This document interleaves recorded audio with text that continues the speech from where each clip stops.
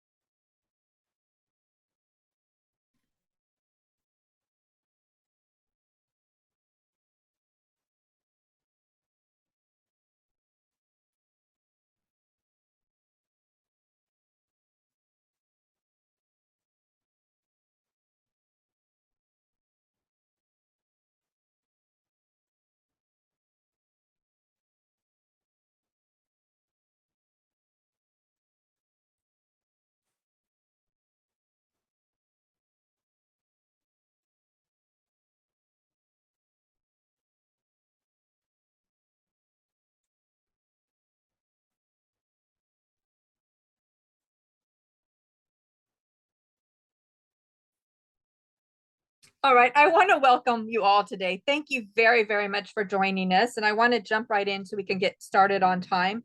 Over the last 3 days, I've done 3 different presentations, and we've done a number of public presentations as well. But each time I have an opportunity to kind of come from a little bit different perspective based on those who are listening to the information for the first time or reviewing the information and feedback that I receive. In this case, I'm just so excited to finally open this up to a public audience. But the drawback is I haven't quite met you, and I'm not quite sure what your specific needs are. So like any program, there is an opportunity for feedback, and I will go into that. But please know that feedback is not for data gathering or for you to graduate from a program. It's only if you have if you want an opportunity to share with me. So that will be available. But again, let's go ahead and jump in. I really hope that you're energized and excited to learn these closely held secrets. And I mean, these are secrets that have been kept from you to hold you in the place that you're in. Although a lot of the tools are common, they're easily accessible, and I offer low friction solutions that you can access freely on the internet. Many people don't know about them or haven't put the strategy together to create a step-by-step process in order to build the career track that they're really searching for. So these simple steps are really meant for you to attain your career success. Over the years, I have participated, created, designed, and rolled out a myriad of trainings, from one-on-one groups of mentorships all the way to stage presentations of over 5,000 people. I've been a keynote speaker. I've had an opportunity on all different levels, but this time it's different. This time it's personal. I am not creating this program for corporate benefit, and yet corporations will benefit. But I've created this program or this presentation for you. We are in a time where we're struggling. The reality is, whether there is an admittance of the obvious or not, the economy is not in the same shape that it was just a few years ago. And yet, as we move through this, we know that inflation is soaring, housing market is tightening, and job market is getting clipped, to say the least. This is the time when companies start to quote unquote right size. as their politically correct term for getting rid of people so the executives can meet their bonuses. So beyond the reality of what we're facing, this is an opportunity for you to create your own path through any sort of economic situation. Now, what you're going to find in this program is I am very repetitive, and the repetition is not meant to it's not meant to insult anyone's intelligence, to be quite blunt. It's really because in my experience as a trainer, the more information I give, the less somebody can retain. And so I ask two things. One is I encourage you to do the tasks that are laid out here. They're very simple, yet they will make a difference in your life. And I also ask that you support your own growth by referring your peers into the program. On many platforms, this is free. I'm offering this as a gift. There is no reason to raise up leaders around you. Identify those who have strengths, who are succeeding on their own and want to go higher. Identify those who are struggling in the workplace and give them the tool to help them succeed. Now, again, this is virtual success, real success for virtual employees. This is how virtual workers get ahead. However, you may say, I am not a virtual worker. Well, there's enough of a broad-based foundation in this to offer any corporate worker a heads up on how to succeed and get that manager role or that advanced role that they've been seeking to attain. So this presentation is usually in the neighborhood of 2 hours and 20 minutes. Yesterday's was 2 hours and 22 minutes. The day before that, I actually had a lot of questions, so it ran into about 3 hours, but I like to keep it right about 2.5 hours. But again, because this is virtual, hey, hit the pause button. There's several points where I actually encourage you to pause it. It's virtual, I'm here. You can come back to me anytime. But remember, this is really about you and for you. So again, I encourage you to do the tasks, take this seriously, and support your growth by referring your peers. So this is the website. This is probably where you went in order to register for the program. Registration is simple. All I want is a name and a way to reach you. And the reason I want to reach you is not only if you check the box, I can send you additional programs as they come out. There's no other marketing or selling of your data. That's certainly not, with my background in digital security, a pathway that I'm even going to entertain. We're not selling the company. This is what it is. But the email address is also important because I do have a workbook that accompanies this program. And the workbook, if you just go ahead and sign up here, then I'll make sure that you get that and you can follow along. Now, within this presentation today, I will not be going through the workbook. I will be referencing it. However, a separate recording has been produced that goes step by step specifically through the accompanying workbook. So you do have that support as well. So the website to refer your friends to is virtualsuccess.webstarts.com. Once again, virtualsuccess.webstarts.com. And I'm going to mention that throughout this program because I really think it's paramount for your growth to share such information with others. And again, I've removed all the friction. At this point, it's free. It will be launched on another platform, and because of the platform, there will be fees that go with it. But through this channel, and as long as I can, we're going to offer this information just to anybody who wants to spend the time and engage in the process. I'm also going to ask for forgiveness here. My life as a strategic process engineer is about duct taping life solutions together. Sometimes things aren't perfect, but you just got to move on. You'll hear me with the phrase, fail fast and fail often, but succeed more. So in my case, as you saw in the opening, I created 2 different profiles because the music played on a loop in this training. So I had to extract the music from this training, create another profile on one image so it'd have a nice introduction for 2 minutes and roll forward. Now I can use my OBS tool, I can use Audacity, I can use, a number of different tools and bridges together. But at some point, I just have to hit the pause button and realize that, I'm going to stutter.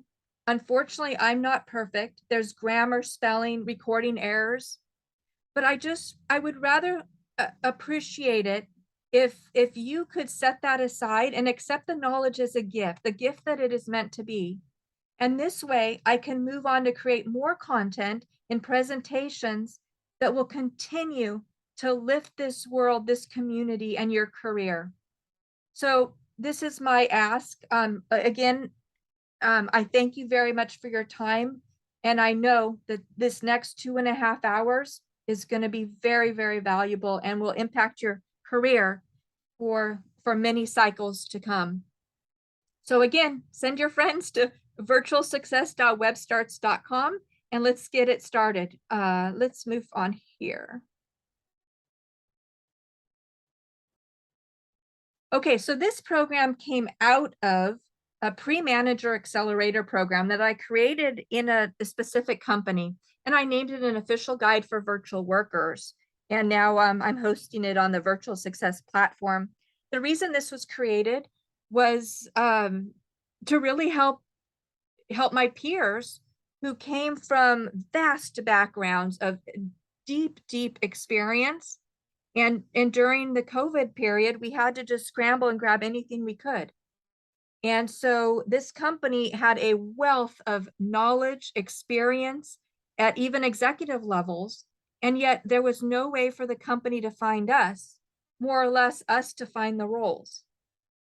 So I went ahead and used a technology term that I used when I had my company decades ago, and I reverse engineered the promotion process. So reverse engineering is simply taking a process at the end and going backwards step by step to figure out how the decisions or process or steps are made, and then creating a solution path out of that process. So again, I reverse engineered the promotion process for remote workers. And this presentation is really about the secrets that you may have overlooked. And a lot more than that is actually included, so that you can have the chance for promotion that my peers had as well. Now, does it work? Absolutely. From these steps, I was able to quickly move from an entry role into a pre-manager training program that was official within the organization, move on to a manager track, and into a mobility training, which we're going to discuss, which was an international program within the company. So there's a lot of ways to reach out and identify paths, and we'll discuss kind of keywords you can look for in order to experience that. But again, I'm going to pause and encourage you, download the workbook, do the work, and the link is provided in the description for you. But again, go to the site and enroll yourself so that you can obtain that information. So this is Virtual Success, real success for virtual employees. Again, the site is virtualsuccess.webstarts.com. It's very important that it's .webstarts.com. And here's an image of the website once again for you. So in corporate America, they tell you to start with the why. And quite honestly, any of you that have been in a sales arena, it's a manipulation. But there is a core to the why and why it's important in our life. And we learn this on many different levels when we're doing any kind of a self-improvement or setting up goals for ourselves. So I am going to talk a little bit about this, and it will be a thread throughout the program. You really need to understand what drives you, why this is important to you, because the reality is, if it's not important, and if the why isn't big enough, you're just not going to finish, right? There's nothing keeping you going to the target or the finish line, especially when a child needs you, or there's a career bump or a financial issue, or the phone rings, or something shiny goes in front of your path, right? We're easily distracted in the fast-paced world that we live in. So we really want to focus on the why being big enough, and so that the goal will be successful as a byproduct of that. You're going to move through that target because that why is so big, it's going to propel you through it. As you think about what you want and why you clicked on this link, there's something that drove you to this. And so you're really going to want to look at, why did you enroll in this presentation? Why are you willing to give your time to take a peek at this? What was the interest level? What is the need in your life? Why is it that you right now want to make a career leap? Let me tell you a little bit about me and about the why behind this course. But first, I want to state that although this presentation is specifically geared towards employees looking to raise their career track into a management at the same company, the info is the same for lateral moves and even researching a new company to apply for your next role. The terms are universal. It all revolves around leveraging accessible online tools to help you stand out and shine in the workplace, so that the obvious hiring choice is literally you. So again, I've presented this content to many audiences over the past year, and I'm excited to create a general recording for everyone. Please accept this gift. Send it to your friends and peers so that they can be lifted with you. So let me step back a little bit. This idea launched out of an idea for a pre-manager accelerated training, as I mentioned. Many companies mass hired during COVID years and onboarded individuals who never stepped foot on a corporate campus.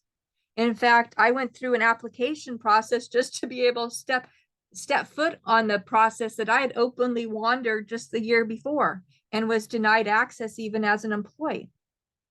Now, when I was at Google, and for those of you who came from Google, you know that while you were sitting on the throne in the bathroom, the back of the bathroom wall there, or the door, had job postings right on it.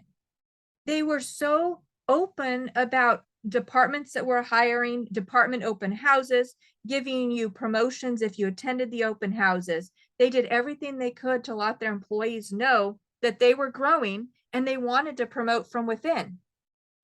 Now, when I walked down the halls of Apple, I would overhear departments with growth challenges and hiring needs. I could ask questions and explore. They could get to know me as a person. Yet a permanent virtual, telework, or remote employee never hears the water cooler chatter, missing out on tons of opportunities, not only the fun parties or rewards or silent offerings, but the big deals like the promotions and the management tracks. So what I saw was sad at best for the companies. Managers secretly promoted those who they got along with, not necessarily the best or the brightest. And yet the Peter principle quickly kicked in as people were promoted one step above their ability, and often in that first promotion. But it got worse. Because they had one promotion, they were now placed on a fast track, and the entire department began suffering. These people were not management criteria. They haven't had the acumen, the training, the knowledge, or any experience within HR or legal rules and regulations, and have caused entire knots to be tied within departments and companies. Attrition is very high, knowledge sharing is extremely low, and entitlement, we all know that that's off the charts right now. So this presentation was created as just the starting point. This is the baseline. Yes, there are follow-up sessions as well, but we have to start somewhere. This is a starting point to help employees succeed, which in turn helps build a stronger foundation in the corporation or the corporate world, and in turn keeps customers happy. This is truly the proverbial win-win-win all the way around. So again, I'm going to do this again. I'm going to remind you before we get started, I want to encourage you to actively participate. Now, we may not be in the room together. I can't see you raise your hand, but again, there's an opportunity for you to give feedback to me, and I do respond. This is truly a session that relies on your participation to promote your own success. In fact, studies have shown that there is something different about a pencil than a computer. Now, no, stop. I know people usually laugh at this point because, of course, a pencil and a computer, huge, huge difference. Well, that's obvious, but that's not really what I mean. When we type into a computer or put something in notes in our cell phone, there's a different part of the brain that's used than the access we have when we get out a paper and we move our hand over the paper with a pen or pencil.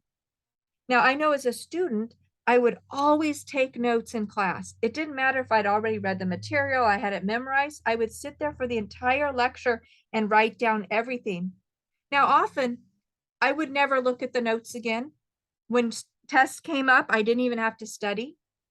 But by the mere fact that I was listening and taking action and writing it out on my paper as a scribe, that reinforced it immediately in my brain and moved it from a short-term memory to a longer-term memory. And I aced all the exams. Now, different learning processes are obviously stronger in some individuals than others. So you're going to learn what works for you. But I do know that universally, there is something different about using a pen and paper or even a crayon, whatever you have at your reach, and paper. It's an activation of the brain that triggers different memory links, and it accesses a part of creativity that you need in order to delve into the creation of a true career track. Therefore, it is my bold suggestion that if you don't have it in front of you, pause right now, get a pen or pencil and paper and follow along. My first suggestion is you just start with writing out your why.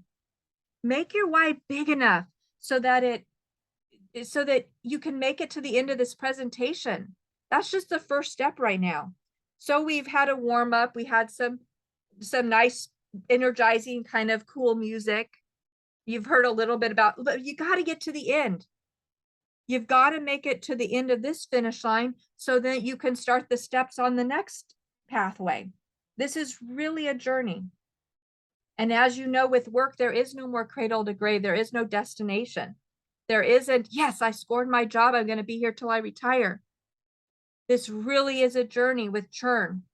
And you're going to constantly reinvent yourself. And you need the energy and encouragement along with the knowledge and the tools to be able to do this. I will point out that there are some things you don't want to quit midway. And there'll be an image for that towards the end. But one of those things you don't want to quit midway is your career. Career in progress. This is your life. Let's keep going. I encourage you to dream big, dream bigger, and attain that success. So again, pause here. Did you write out your why? Honestly, did you even grab a pen and paper? This is you. You do things when nobody's looking because your word to yourself should be more important than your word to anyone else on the planet, and that should be paramount.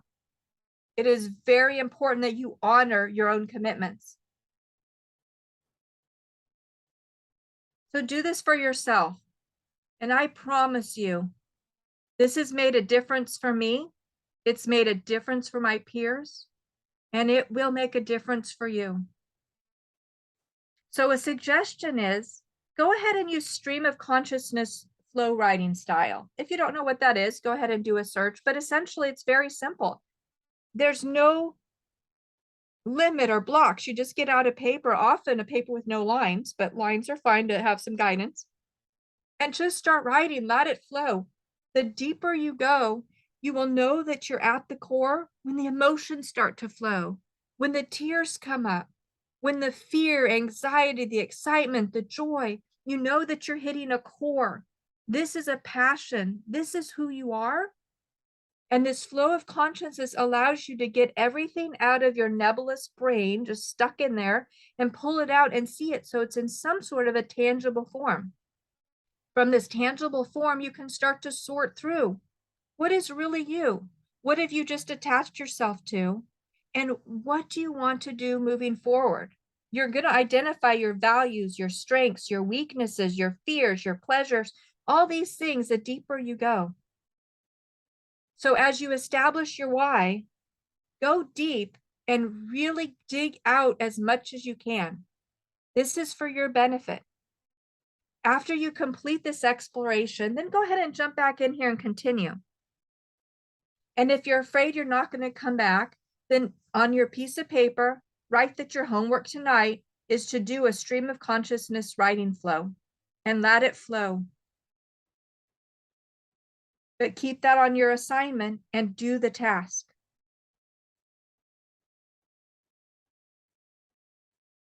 So that's really the introduction and the background.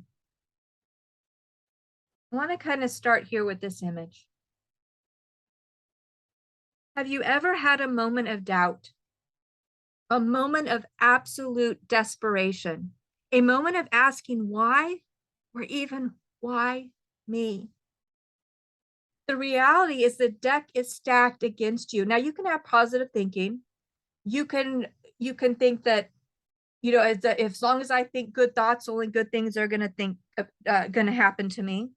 There's a huge manipulation that occurs in that arena. The reality is, yes, your steps and your choices make a difference, but roadblocks have been placed in front of you. And we don't want to dwell on those blocks. In fact, I have an entirely different program that delves into the emotion around the reality of understanding the corruption inherent in these blocks. And if you want to go down that path, I highly encourage that after this course. I think this is a foundational course that is step by step. The other one is more emotional. And that is Unstuck. And then, of course, that's .webstarts.com. So unstuck.webstarts.com. But the deck is stacked against you. Corporate America, the land of the free and home of the brave, offers the best system for financial growth ever experimented on in this planet. There's been nothing that's ever come close to this. It's capitalism. And yes, the government indoctrination camps that we call public school has whittled away at this. And yet now we're learning that even those education formats are corrupt. All the systems that we have in the United States right now have been infiltrated and are corrupt. They're moving you towards a Marxist, socialist, communist society. And this is a whole nother path to understand if you're not in that same thought process. But the realization is true capitalism is the only way to financial freedom and success for the masses on this planet. Yet, along with great successes, any hero has its challenger. This is part of the male hero's journey that we always hear about. There are truly roadblocks set to throttle speed, limit success, allow few to succeed, while the masses are treated as low paid common day slaves. This is a hard reality to face, yet being aware that the system has been infiltrated and the opposition literally wants to see you sick, suffering, and barely hanging on so that you will beg for work, beg for food, beg for shelter from them. Establishing alpha dog, establishing their control over you.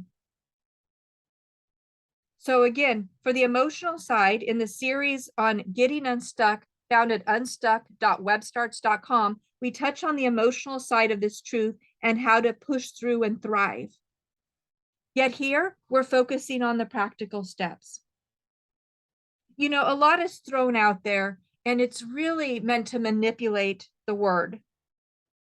Here, we have learned that God is not a genie in the sky. The quote is not ask and you shall be given, but rather ask and it shall be given you. Seek and ye shall find. Knock and it shall be opened unto you. This is found in Matthew 7:7. This tells us that yes, there is abundance around us. Once you're clear and you can ask, it is meant for you. But that's not the end of it. You then need to be clear that that's what you want, knock.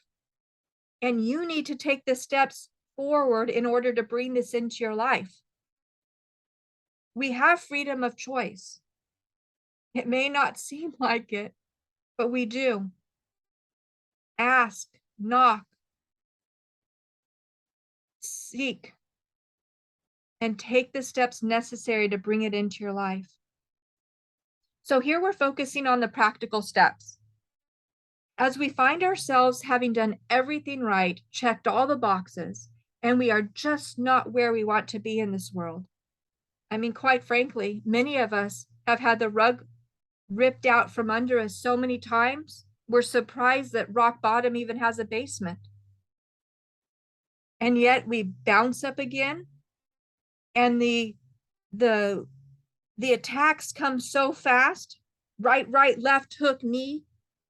They come so fast one at another, we don't even get to shake our heads and properly stand a foundation before we're knocked down again, leaving us in a world of confusion. How can this happen? I'm accountable, but I didn't create this. Or see, some people switch to just anger and blaming others. Why me? Have you ever gone back to anybody, maybe years later, and told them how much they'd hurt you? And they're totally oblivious to who you even are? The hurt or the anger that we carry doesn't hurt anybody else, it only hurts us. Do we set it aside?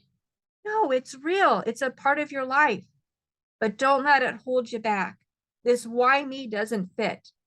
Understand the deck is stacked against you and figure out a strategy to move past it. So again, I promised there'd be a quick story about me, and we'll get to that in a moment. But where are you today? Again, I want to keep bringing this back to you. What are your responsibilities and what are you seeking? Now, this is a computer, not a pen and paper, but the idea is start with a blank sheet. Go to the proverbial beach, sit in nature, enjoy the sun. Think about what is important to you. You know, for some people, it's just an exciting adventure. I think about all my phenomenal years in South America, where I learned that the United States was one of the most strictive, rule-driven culture in the world. There was no land of the free, home of the brave 30 years ago in this country. There sure certainly is not now. And yet in other countries, freedom really exists.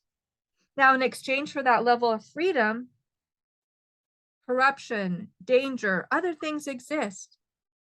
And yet the freedom is something that our body and our mind absolutely needs to survive and thrive. Here in the United States, we're often put in cages. And no, you may not see the bars around you, but our lives are all about being in a box and locked in and manipulated and controlled. And yet many people just simply want that adventure, to be alive. Now I hear from even more people now than just 2 years ago. This is coming up more and more and more. I simply want life in balance. Now this is different than balancing work life and home life. This is just, everything is so out of sorts right now. Maybe you've been stuck at home for 2 years. Well, that doesn't mean that your home necessarily is in order and polished clean, because those 2 years were extremely stressful, of deep emotional manipulations. We're not meant to hide from the sun. And so simply putting life back in balance is what some people are looking for. And maybe you're not quite sure yet, because here we come to a point in life that we know we want more. We know that there's more for us. We know there's abundance. We know we deserve more. And yet sometimes we're paddling water as fast as we can, and we're still sinking. So just pause here. Sort out who you are. What are your values? What is your true starting point?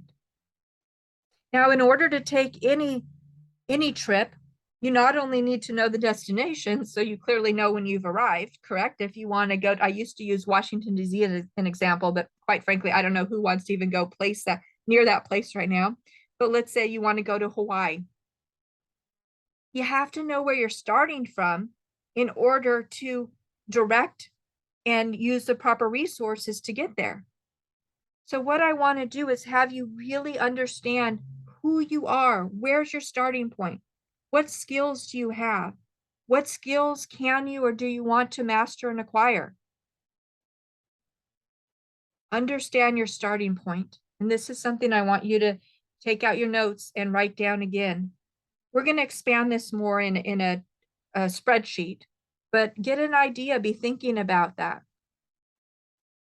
You're not quite sure, that's okay. And if you're crystal clear, that's okay. But this is our starting point.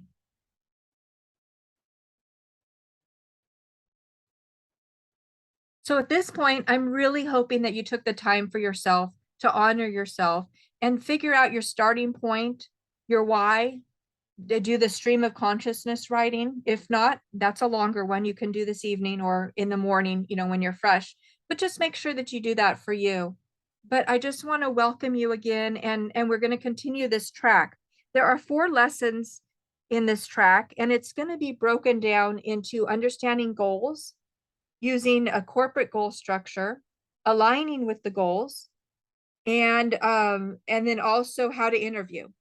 There's going to be a bonus there about digital security, and there's just a lot packed in here.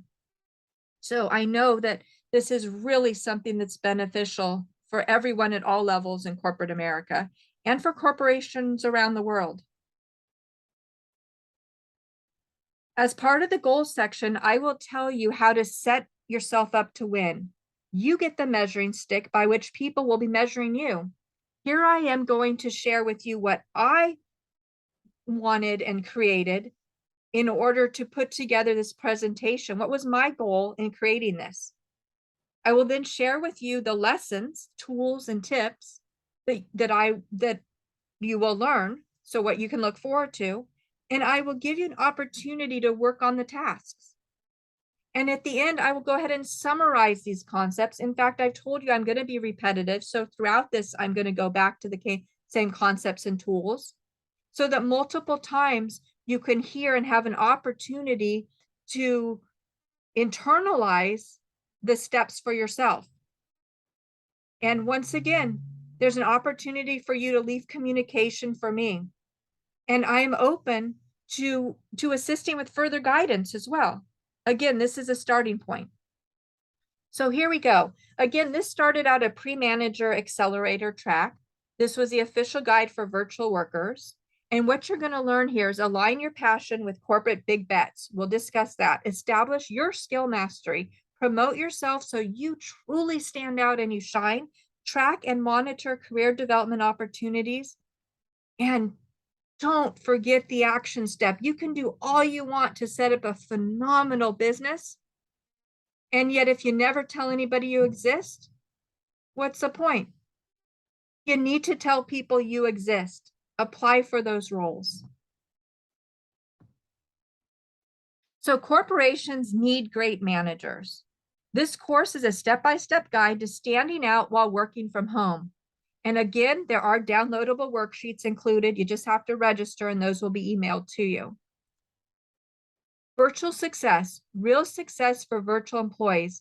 This is truly how virtual workers get ahead.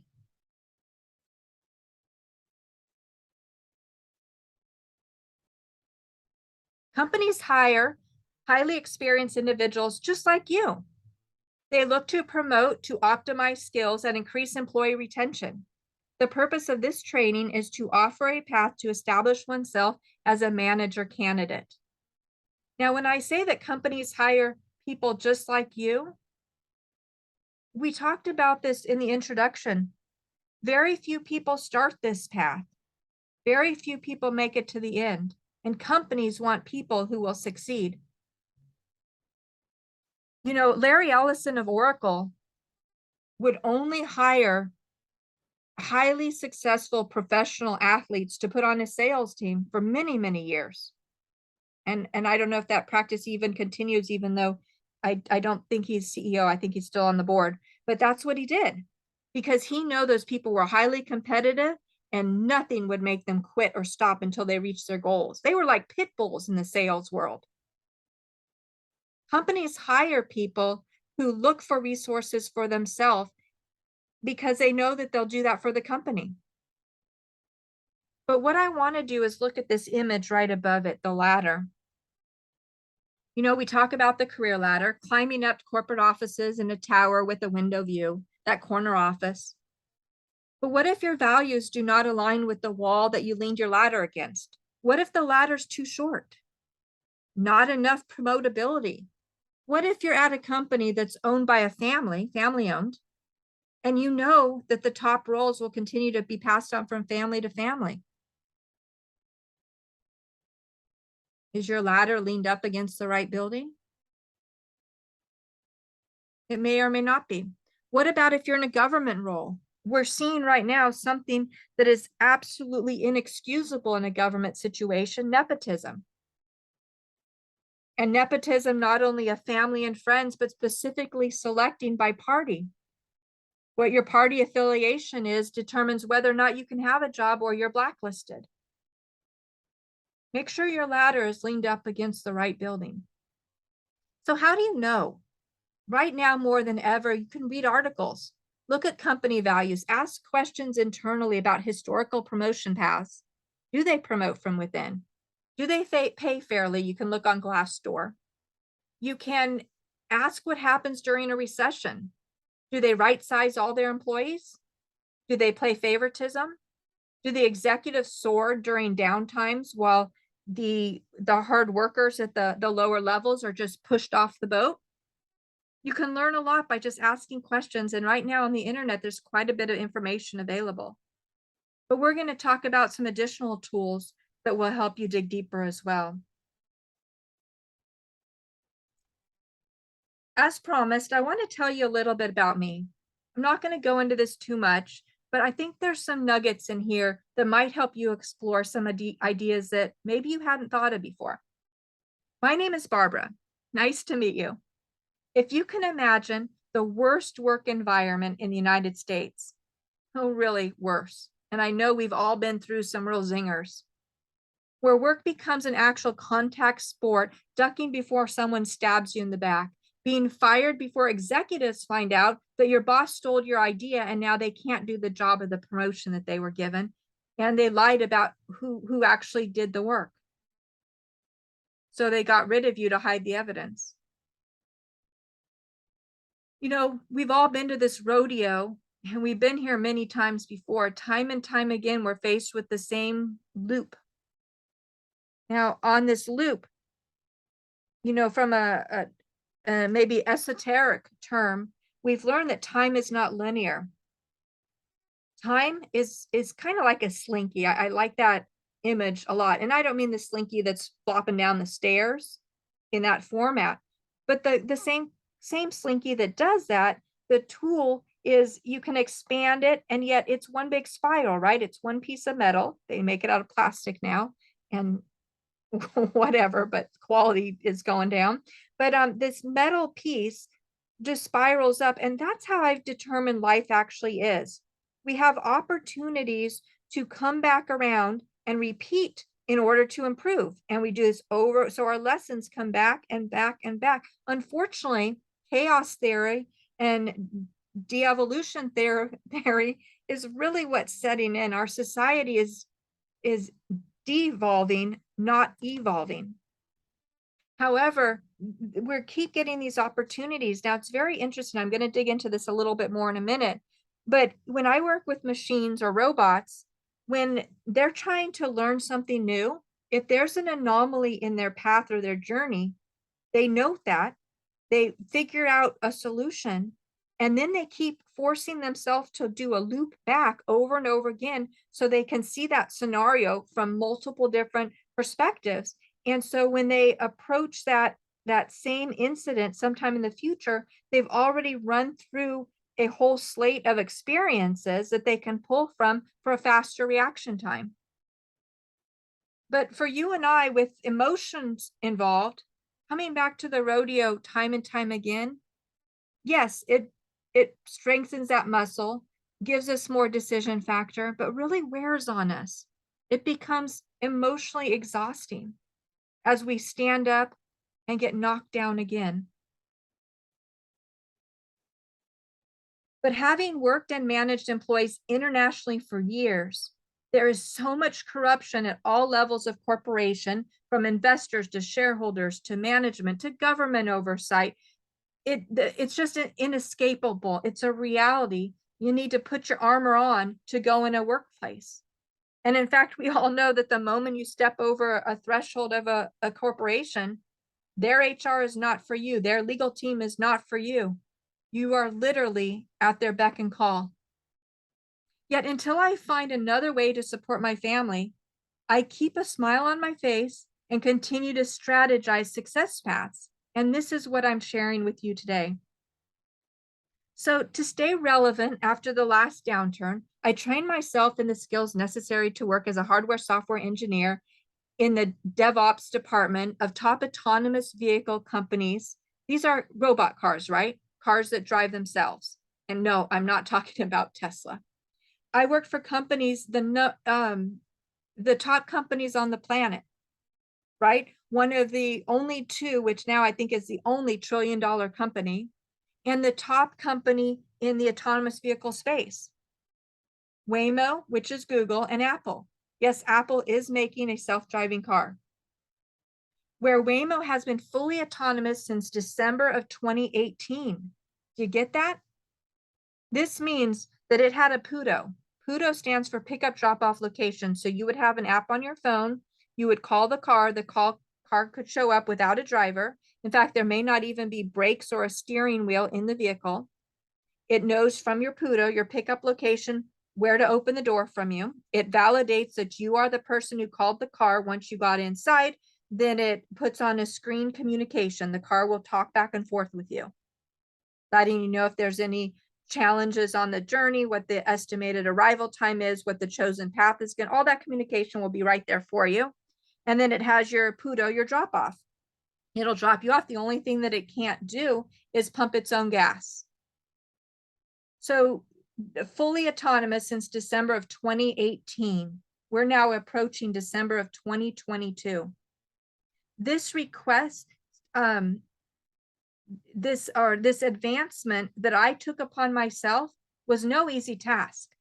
I've always been on the peripheral of tech companies, primarily the business side, business operations, so strategic planning, negotiations, international work. But to actually delve into the technology, we all have stories why we took different paths. I was accepted into an aeronautics engineering program right out of high school and then told, oops, you're a woman, and had to choose a different path. It happens, right? So I've kind of doubted myself and shied away from this. But finally, I delved into a passion that I had. I wanted to be in a industry that was pioneering a new technology that would be around beyond my life. So I could choose one role and ride out the rest of my career and really add something to society. So in the process, I had to teach myself 3 different programming languages, go back and review advanced mathematics, and apply this to move a simulated vehicle in a 3D matrix that was then translated to move a real car called Carla on the streets of Palo Alto. From here, I was hired by the top autonomous vehicle company, Waymo. But I had to pave my own path, have my own mastery, and prove that I could do the job long before they would even accept me into that role. Now, during COVID, like many of us, I found myself moving out of the real world, quote unquote, and forced to reinvent myself again as a virtual employee to work through the lockdowns. I needed to make sure that I had a secure role. While never on campus, I worked with peers to map out a process for a career ladder, develop this presentation, which it was the core of what's being created here today, and over a 4-week period presented to my department peers, L&D, which for corporate America is learning and development. And it was so successful that my manager even listed the program in her Better Works goals, which we're going to talk about, as something that she did and she should get credit for merely because she was my manager. My comment was simple. I'm glad it made her happy, and I'm glad she was able to use it to make her shine. One of the roles we have as employees is to make sure that our managers shine, because ultimately they will be promoted and they will pull us up with them. Now, enough about me, but my message is simple. We are all in this together, one world, one community, but we have to choose a true path of success. This Me Too movement, CRT, this diversity that really has more to do with divisiveness is not supporting anyone. Yet we are in this together. My goal is to share my knowledge to help others succeed. And sincerely, I hope that you benefit from this time that you're willing to spend here today. Again, this is virtual. Go back and listen to it as many times as you need to. There's blocks in the presentation, so you can move it around, grab different segments, try out the different tools. But do this for yourself. Now, people have shared with me that government policies, corrupt courts, and now acknowledged the acknowledgments that we've gotten over the last 2 weeks of the biased policing agencies have actually destroyed their lives, livelihood, families, and dreams. And although not going into the depth of this is what knocked me off my path over a decade ago, the corruption of our government. Many more have shared the devastation of being right-sized every 7 to 8 years like clockwork. Government welfare systems, low pay. Let me go into this. I didn't know if I wanted to speak on this today or not, but I think that this is part of the reality of understanding the deck is stacked against you. Because even if you're not involved in losing your job every cycle, you're a taxpayer and you're paying for this. So these corporations that are getting government subsidies are getting them from many, many directions. Now, I've talked in the digital security segment and recording presentations that I've done, the way that governments hide technology and black ops projects within corporations to avoid freedom, accountability, and they just siphon the taxpayer money off to fund that. The social media companies right now and DARPA. And so that's a path that if you want to learn more, there's quite a bit out there, but there's a whole presentation on that as well. But just at the most basic level, governments make welfare programs to other governments. And one of the ways they do this is by an exchange of income. And part of the package that they do is they offer H-1B visas to specific countries. Now, there's 2 specific countries that primarily benefit from these in the United States. One is China and one is India. And these H-1B visa holders get advancements that you and I don't get, right? And you may be from China and you may be from India, and maybe you have participated in some of these advancements, and you can attest to the fact that your base salary is significantly higher than that of your peers in most cases, that you get additional funds to pay for overseas work, meaning here. You get additional funds for your housing. And often these individuals are able to buy a home in highly coveted markets, paying $2, $3, $4 million for homes because of all these subsidies. But it's not just that they're getting rewarded for their work, it's a gross manipulation, and it's funded by taxpayers. And what happens is you and I are replaced. That home that you wanted, occupied by somebody else. That career job, nope, you can no longer be a W-2 because that's reserved for the corporate welfare of other governments. But you can be a contractor. Now, contractors, if we go back 3 decades ago, they were great roles. You could be a contractor for a corporation, you would get higher salary, and that was to cover a retirement plan for you and maybe medical benefits that you needed to manage on your own. That's not what with contract workers are today. They are paid at minimum or just over minimum wage with the bare minimum requirement of labor codes, and often those are not honored anyways, because they know that these employees are not high wage earners and they don't have stock options, so no attorney is going to represent them anyways. So the level of abuse here is, I say work has rules and companies know that they don't have to follow them. So the pay is low, but while these people are working, you as a taxpayer are subsidizing their medical benefits and their housing. They don't have enough to afford even rents in the area. And no, sleeping on your parents' sofa or sharing a 2-bedroom apartment with 6 other people is not a valid housing alternative.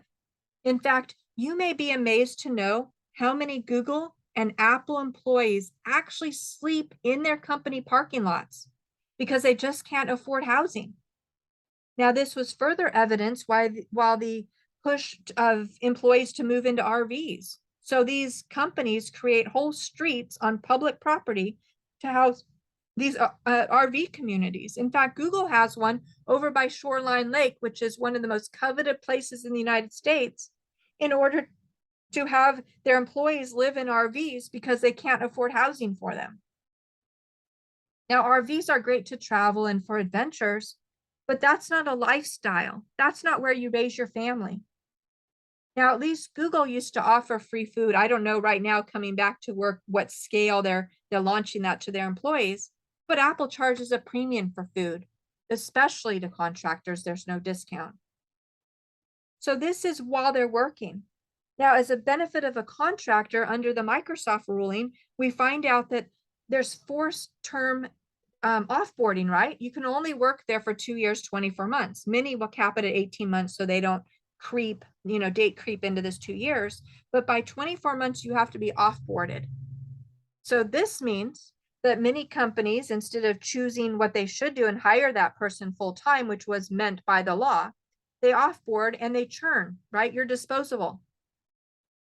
So then, once again, taxpayers come to the rescue. Taxpayers are now forced to pay unemployment for these people who want to work, who've contributed to society, but because of the manipulation of the law that the companies are touting, they offboard them, force the taxpayers to pay unemployment, and then when they loop them back, the employee is just so happy to have a job, they'll take even a lower wage.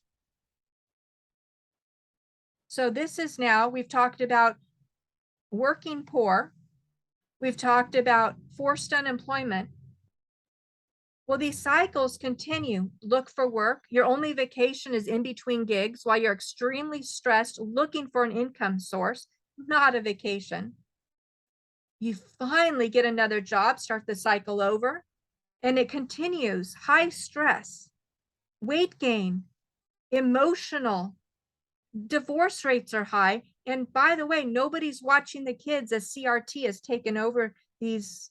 I don't want to keep pounding on it, but we've got to look at the systems in place that are taking our children away from us. After you survive these cycles and you start to age out, then you retire. But for years and decades, have you been part of the working poor, just barely getting by with much, much more month at the end of the money? There's just not enough to stretch through. You've barely gotten by. You've taken out loans to pay for your children or your car or your home. There's no money for retirement. So once again, come the taxpayers to the rescue.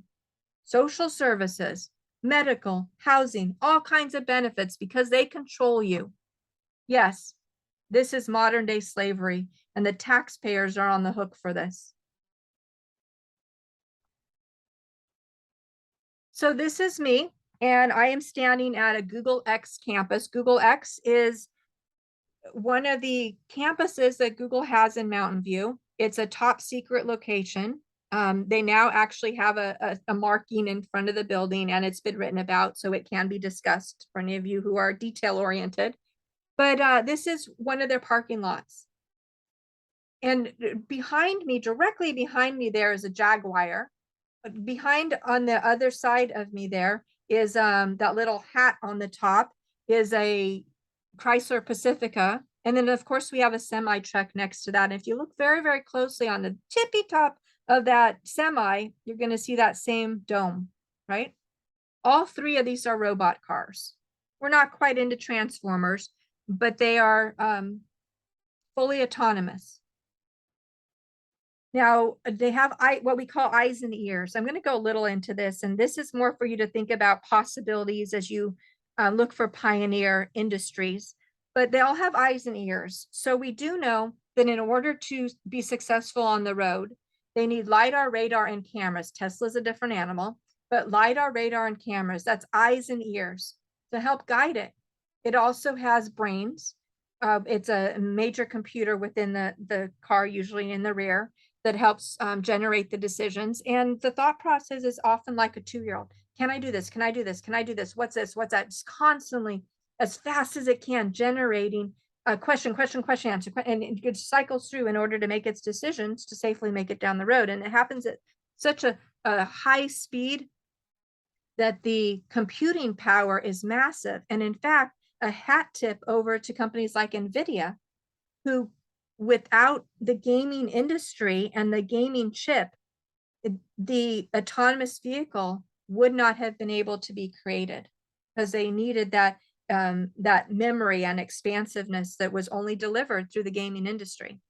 And the leader in that field has been NVIDIA through these years. And yes, they are also testing an autonomous vehicle. Now, in any given day in Palo Alto and on the surrounding freeways, you're going to see an Argo AI, Toyota TRI, which is Toyota Research Institute, a GM Bolt. Total of 63 various companies are registered with the state of California DMV to operate autonomous vehicles on the public streets next to you. Most of those have taxpayer funding. Now, in fact, Zoox, which was a Menlo Park company that moved over to Foster City before its acquisition by Amazon, is often seen running up and down 280 in a delivery van. This van is very similar to the Ford Transit that Amazon ordered, with great timing right before those shutdowns to do their deliveries. But these vans, when you look at them, they've got just a slightly different shape to them. There is no marking saying it's Zoox or autonomous. But if you look, the driver may or may not have a steering wheel, and they certainly don't have to have their hands on it. They're autonomous. So my point is, as you're driving across country, and this is California, right? Many of these companies are operating outside of California because they call it the wild, wild west, where laws and regulations are so far behind they can get away with anything. Texas and Arizona and Florida have been the optimal locations. Now they are testing in many, many states because they want to do all weather testing, but they're learning how to get around the system. But the reason I went into this a little bit again is, what is it that you may not have even dreamed of as a possibility for your life that is either just an emerging market or something you haven't quite explored that you can direct yourself into? There's so many exciting opportunities. And out of all the roles I've ever had, this was by far the most amazing for me. Not only did I challenge myself in a technology way that I never thought was possible, but I was able to travel and test these vehicles on closed courses, in proving grounds, and on the open road. And it really is an amazing, amazing, rewarding process. So we want to look at how you're going to design your career. You need to make the opportunities for yourself. We're told that everybody has a plan. You either have a plan for yourself or, gosh darn, somebody has one for you.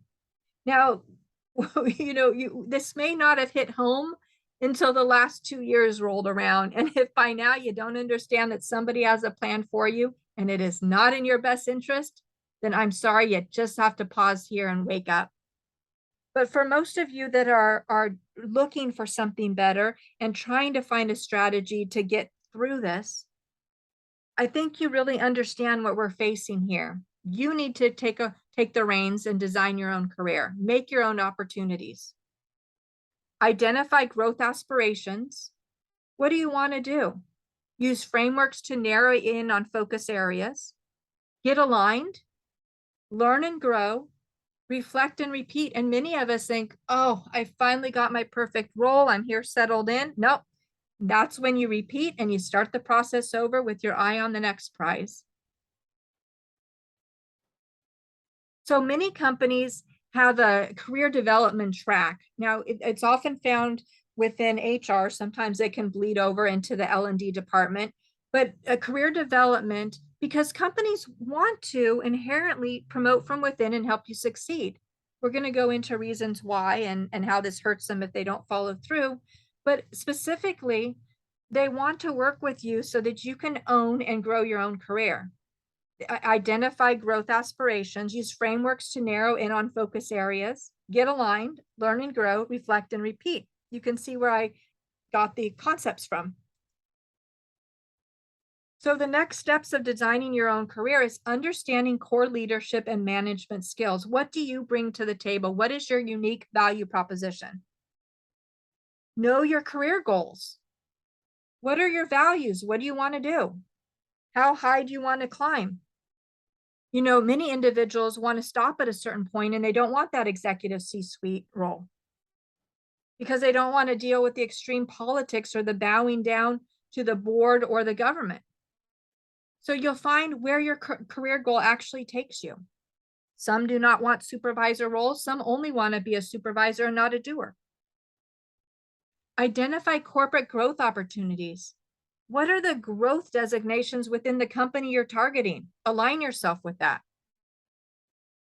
Align self with corporate growth. What if you want to work into a department that the company's already decided that they're going to lay off in a few years? They're not funding and they're making it obvious that the writing's on the wall. Don't put your ladder on that wall.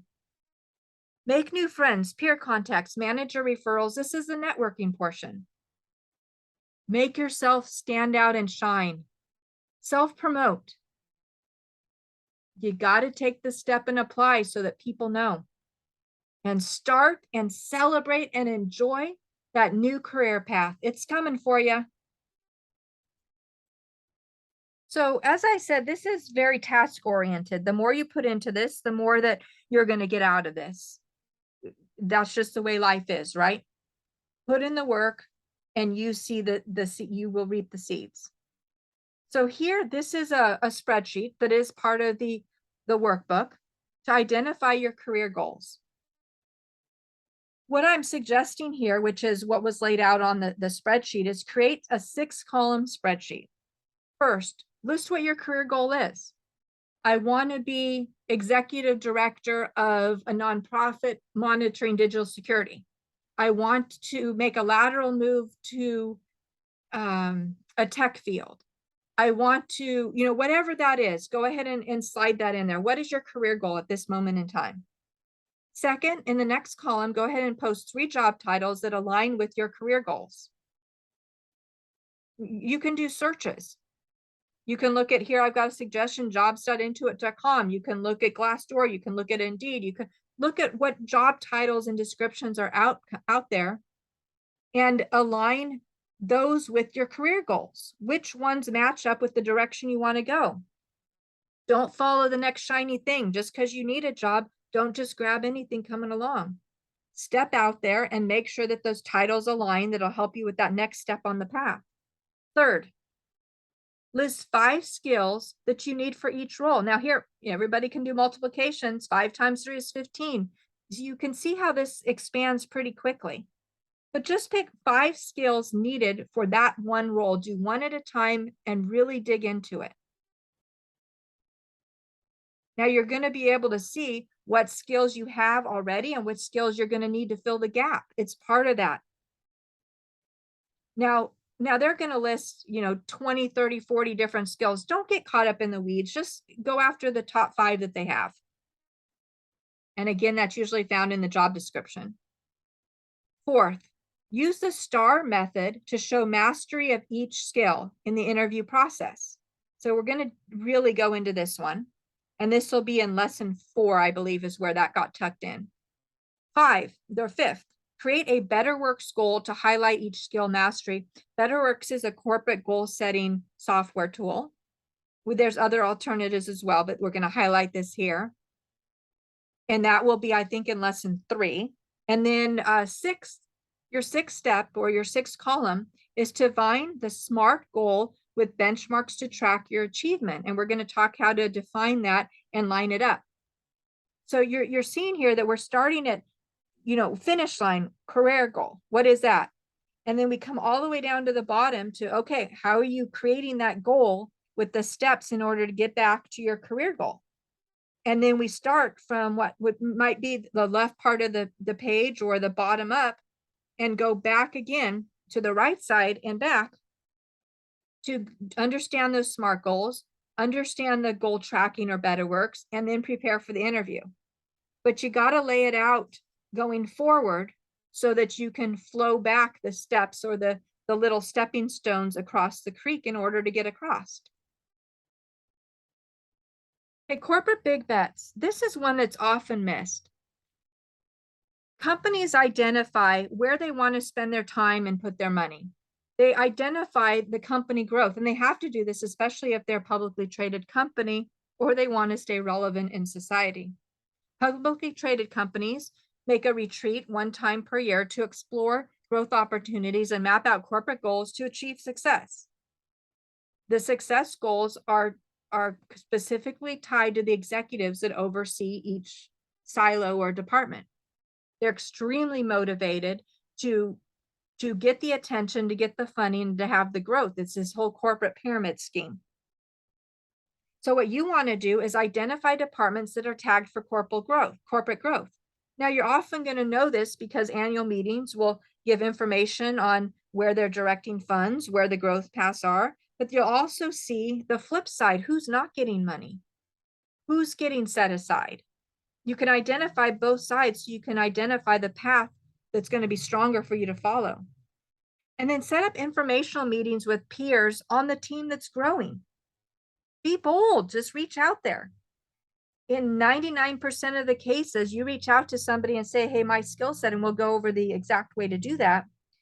They're excited that you knocked on their door. They didn't have to go find you. They're going to have a brief conversation with you to figure out whether or not you're viable for their team. Watch for job postings. Now, often, as you and I know, by the time there's a job posting, the job's already been given to somebody else in most cases. Now, many of the executives at Cisco say that jobs will be posted solely so that they can check the box of posting a job locally, but they already have been introduced to the individual on an H-1B visa specifically that will be getting that job. And yet that manager or executive has often trained a success for years and been trying to create this job opening. So they've got somebody to step right into it and it's yanked out from under them. The other thing we know in watching job postings, they have to be out there minimum appointed time. So maybe if you're applying for a government job, I don't know what the regulation is right now. Usually it was somewhere between 7 and 10 days. And so if you see a job that is only up for 7 to 10 days, then you know it's already earmarked for somebody else. They check the box saying they posted it and they're already going another direction. Why waste your time? Now, on the other side, if you see a job posting that is evergreen, it's always up, that's saying it's a crappy job with high churn. You don't want that either. Why do you want to go through the churn? So the length of time of a job posting is very, very interesting. Now, this became very important just this last summer, and you can look a little bit more on the news on this, but the state of Colorado pushed regulations out that if you're going to post a job in the state of Colorado, you actually have to have a job. And you have to state what that salary range is going to be for that real job. And then you have to show that you've hired and filled for that role. Now, why would this be so important? We're going to talk towards the end of this a little bit on scam alerts, but a lot of the job postings are merely nets, right? They're trying to catch people's personal information. You provide your most personal details in the hopes that you get a job. And they know that if their net is wide enough, then they're just resume gathering, but it's data collecting, and it's building a personal online profile that I refer to as a digital footprint of you. How does this help you get a job? You've now taken time crafted your resume accordingly, reviewed, and yet there's no job. And so once Colorado posted this, the amount of jobs in the state dropped drastically because a lot of them were not real jobs. And it was interesting that they're hiring, the switch to employment metrics actually went up because now people it had an easier time to be matched with real jobs, and employers had an easier time getting to the people who needed a job rather than weeding through all these fake postings. But watching job openings is really a bellwether. The time that it's on there, too short or too long, and whether or not it's just information gathering. So this is really a key you need to be aware of. Protect your information. And then, of course, apply and notify your peers or your contacts that you had the info meeting with or that you have on that team that you did apply, so they can watch and give you feedback, and not necessarily feedback about you, but feedback about who gets that role. Now more than ever, since the launch of LinkedIn, it's very easy to see if discrimination has occurred, because within a few months of getting a job, individuals will often go on LinkedIn, and you can search company and the role you applied for and see, wait a minute, that person doesn't have any history that is in alignment with what that job posting was or job description. They're significantly younger. They obviously were taken right from another country or right out of a university, whatever the scenario is that creates a cheaper alternative for the company. But work has rules. There's laws against that. And no, you don't want to make a pattern of suing employers or corporations, but understanding that these road signs are out there helps you guide your career. And it gives you the leg up to spend your time wisely in areas that are going to be fruitful for you. Now, in addition to the corporate big bets, we have corporate operating values. And here's one of just a basic CEO. You can find it publicly posted. But for any of you like myself who sit in boardroom scenarios and come up with the vision and mission of the company, you can tell this is bullshit, right? I mean, just call it what it is. There's nothing, it's all nebulous. There's nothing tangible. It's a marketing scam. But let's read this. We are a purpose-driven, well, of course you are. Otherwise, well, okay, let's just read this through. We are a purpose-driven, values-driven company. Our mission is to power prosperity around the world. Is why we show up to work every single day to do incredible things for our customers. Our values guide us and define what we stand for as a company. Now, I will tell you that in the same year that marketing put this out, this company was hit with a multi-billion-dollar, tens of billions of dollar fine from the federal government for stealing money from their customers. So corporate operating values. This is an example. There's about 12 out there that the companies kind of pick and choose from. It's mandatory. Whenever there's an administration change or an executive change, leadership change, they pull in the latest and greatest, some tools, right? How they want to see management, mainly because executives are often limited in their scope and their understanding. They're not rolling up their sleeves and doing the work. So they pull in tools that they learned in getting their MBA or management school and expect other people to manage or merge into that. Also has a lot to do with the transfer of funds. If you're in a government agency and a friend has, quote unquote, friend or lobbyist has helped get you in that role, well, you better fund their company, and it might be a training company. But anyways, out of the core, and you can look at corporate operating values online. Here's a few: integrity without compromise, customer obsession, stronger together, we care and give back, and courage. So, these are all awesome. But why it's important to you is, as you're applying for various roles, you need to have keywords in your interview and your resume in order to show that you are a cultural fit. And this is a very simple way to do the research, understand their values, at least what they're saying they are, and align yourself with it. And these are, edgar.gov, our SEC filings. You can find information there. But at this site, this time, usually just go to the landing page of any company. There's an about us or corporate information, or just general searches can give you notions around this. Now, on this one, when I pop this up, I get a lot of different responses. A lot of people say that their heart starts beating, or a lot of people say, no, I'm not sparkly or shiny. But I want you to take this seriously. You may not be Bruno Mars. You may not want to see your name in shiny lights. Most of us are not extreme extroverts. We don't need to be on a stage. We just want to simply be honored and respected for the work we do. Or at least if we lower the bar, we want an income. Showing up to work does not guarantee your right to the job. Each day you must prove once again that you have a right to return to that chair the next day. You don't have any guarantees in this world, not even for one more minute.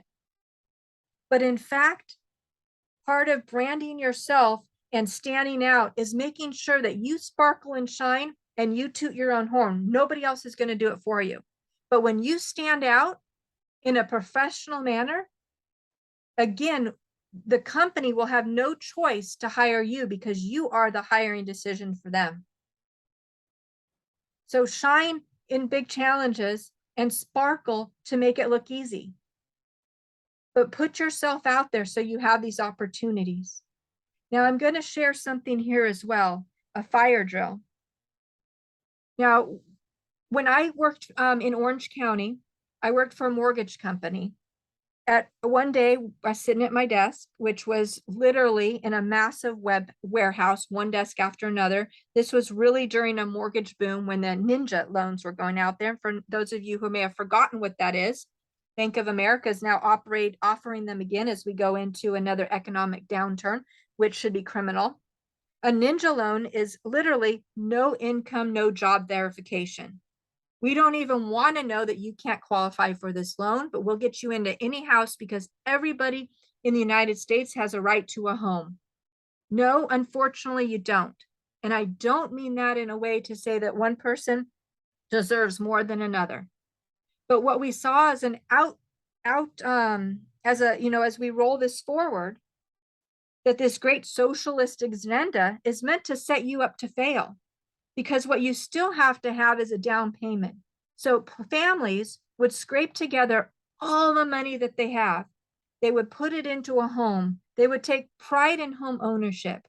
And for those of you who've bought a home in those first couple years, 100% of your money goes to the interest. So the mortgage company is very happy about you paying that interest. And a huge chunk goes to property taxes, the right to have your home in that spot. This isn't building of an economy or saving for your future.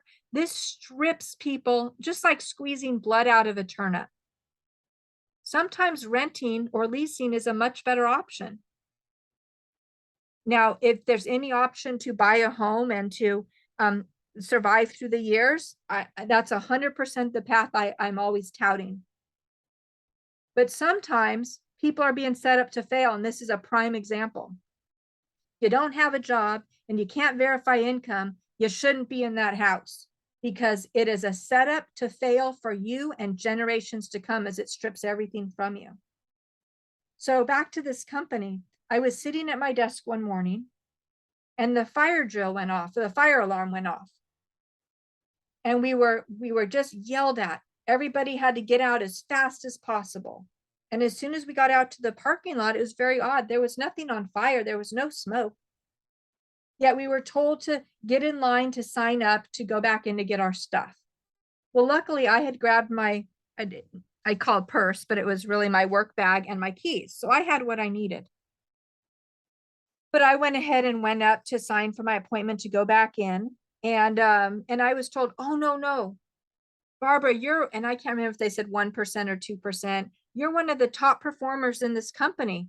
This didn't apply to you. And I said, what do you mean apply to me? And the response just knocked the air out of me. The fire alarm was pulled to get people out of the building so they could fire them. This was their way of right sizing the company, a company that was making so much money day after day, hand over fist, They couldn't even spend it or save it fast enough. And yet they were weeding out employees by causing fear and panic. I tell you, at that moment, being a Christian was very difficult. And yet I ultimately got in my car and cried the entire way home. And although I was in shock that I had just left my job, did I make the right decision in quitting? I clearly was not in alignment with their values and would not support what they were doing. My heart was really broken that people would highlight greed to such an extent that they would destroy families and people's lives and actually think it was funny. So this is up to you to take control, to be wise, and really sparkle and shine so that even when there's turmoil, you stand out and you have the choice, not somebody else. So a wrap up of this first session, again, there's 4 different sessions here or lessons. This first one focused on your goals. The Excel template is attached in the worksheet, if the workbook, if you want to go ahead and grab that, if you haven't already. But I want you to look at the why. Spend time going to the proverbial beach. And if you haven't done it already, do that stream of consciousness writing where you really get down to the core.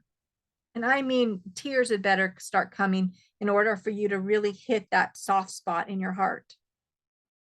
Understand the jobs that you're seeking, the career goals, and the skills that you have and the skills that you need. And all of this is mapped out step by step with the 6 columns on the spreadsheet, and then additional template pages or tabs if you want to go further. So this has been the wrap up to session 1. How are we doing so far? You know, the clock I had yesterday was very clear on the timing. I think we're about 1 hour in now, but it's not visible to me. So I just want to make sure that this is really worth your time. We went a little bit sidetrack. I give a few stories here and there, and really the stories are meant to be to give you an opportunity to look at what else is possible. What have I not heard about before? What can I create from my life that may be an emerging market? What pitfalls can I overcome so that I understand the length of time of a job posting is just as important as whether or not the job exists as to whether or not I am acting and securing my digital data. So if you need to take a pause here, once again, I'm virtual, you can come right back to me. But we're gonna jump ahead right after this into the next lesson. We're gonna look at getting aligned. So this is lesson 2, and this is about to get aligned. And what you will learn in this section, I think is really, really important. What goals do you have? And how do you align your goals or set your ladder up against a wall that's going to help you succeed? So sometimes more is not better. It's just more. Sometimes that climb to the top is actually setting you up for a hard fall. The people in the front may see what's coming, but those in the back are just whipped around time and time again. Where's your seat on the roller coaster? One way to weather the storm is by branding yourself. So in this section of getting aligned, we're going to look at the importance of marketing and self-branding. Successful branding strategy. Now this is just kind of generic. I pulled for corporate, but it applies to you. You need to pull it down into your life as well. Who's your audience? Consistency, simplicity, detail, and flexibility. I really want to hit on that first one there, audience focus. This is so, so, so important. When in teaching, okay, let's back up a little bit more here. There's a huge difference between a small business and a technology startup. It's a different path, it's a different funding model, and it's a different exit strategy. So in teaching people who are going through tech accelerators, one of the concepts that I have found over and over again is very, very difficult, even for CEOs of existing companies. The audience focus has got to be nailed down to a T. Many people will say, hey, I've got this pillow. Everybody uses a pillow. So my audience is everybody on the planet. Well, that focus is not going to help you sell that pillow. What you want to do is narrow this down to one particular person that is your audience, just one very, very, very particular person. In fact, you want to imagine that that person is literally standing in front of you right now.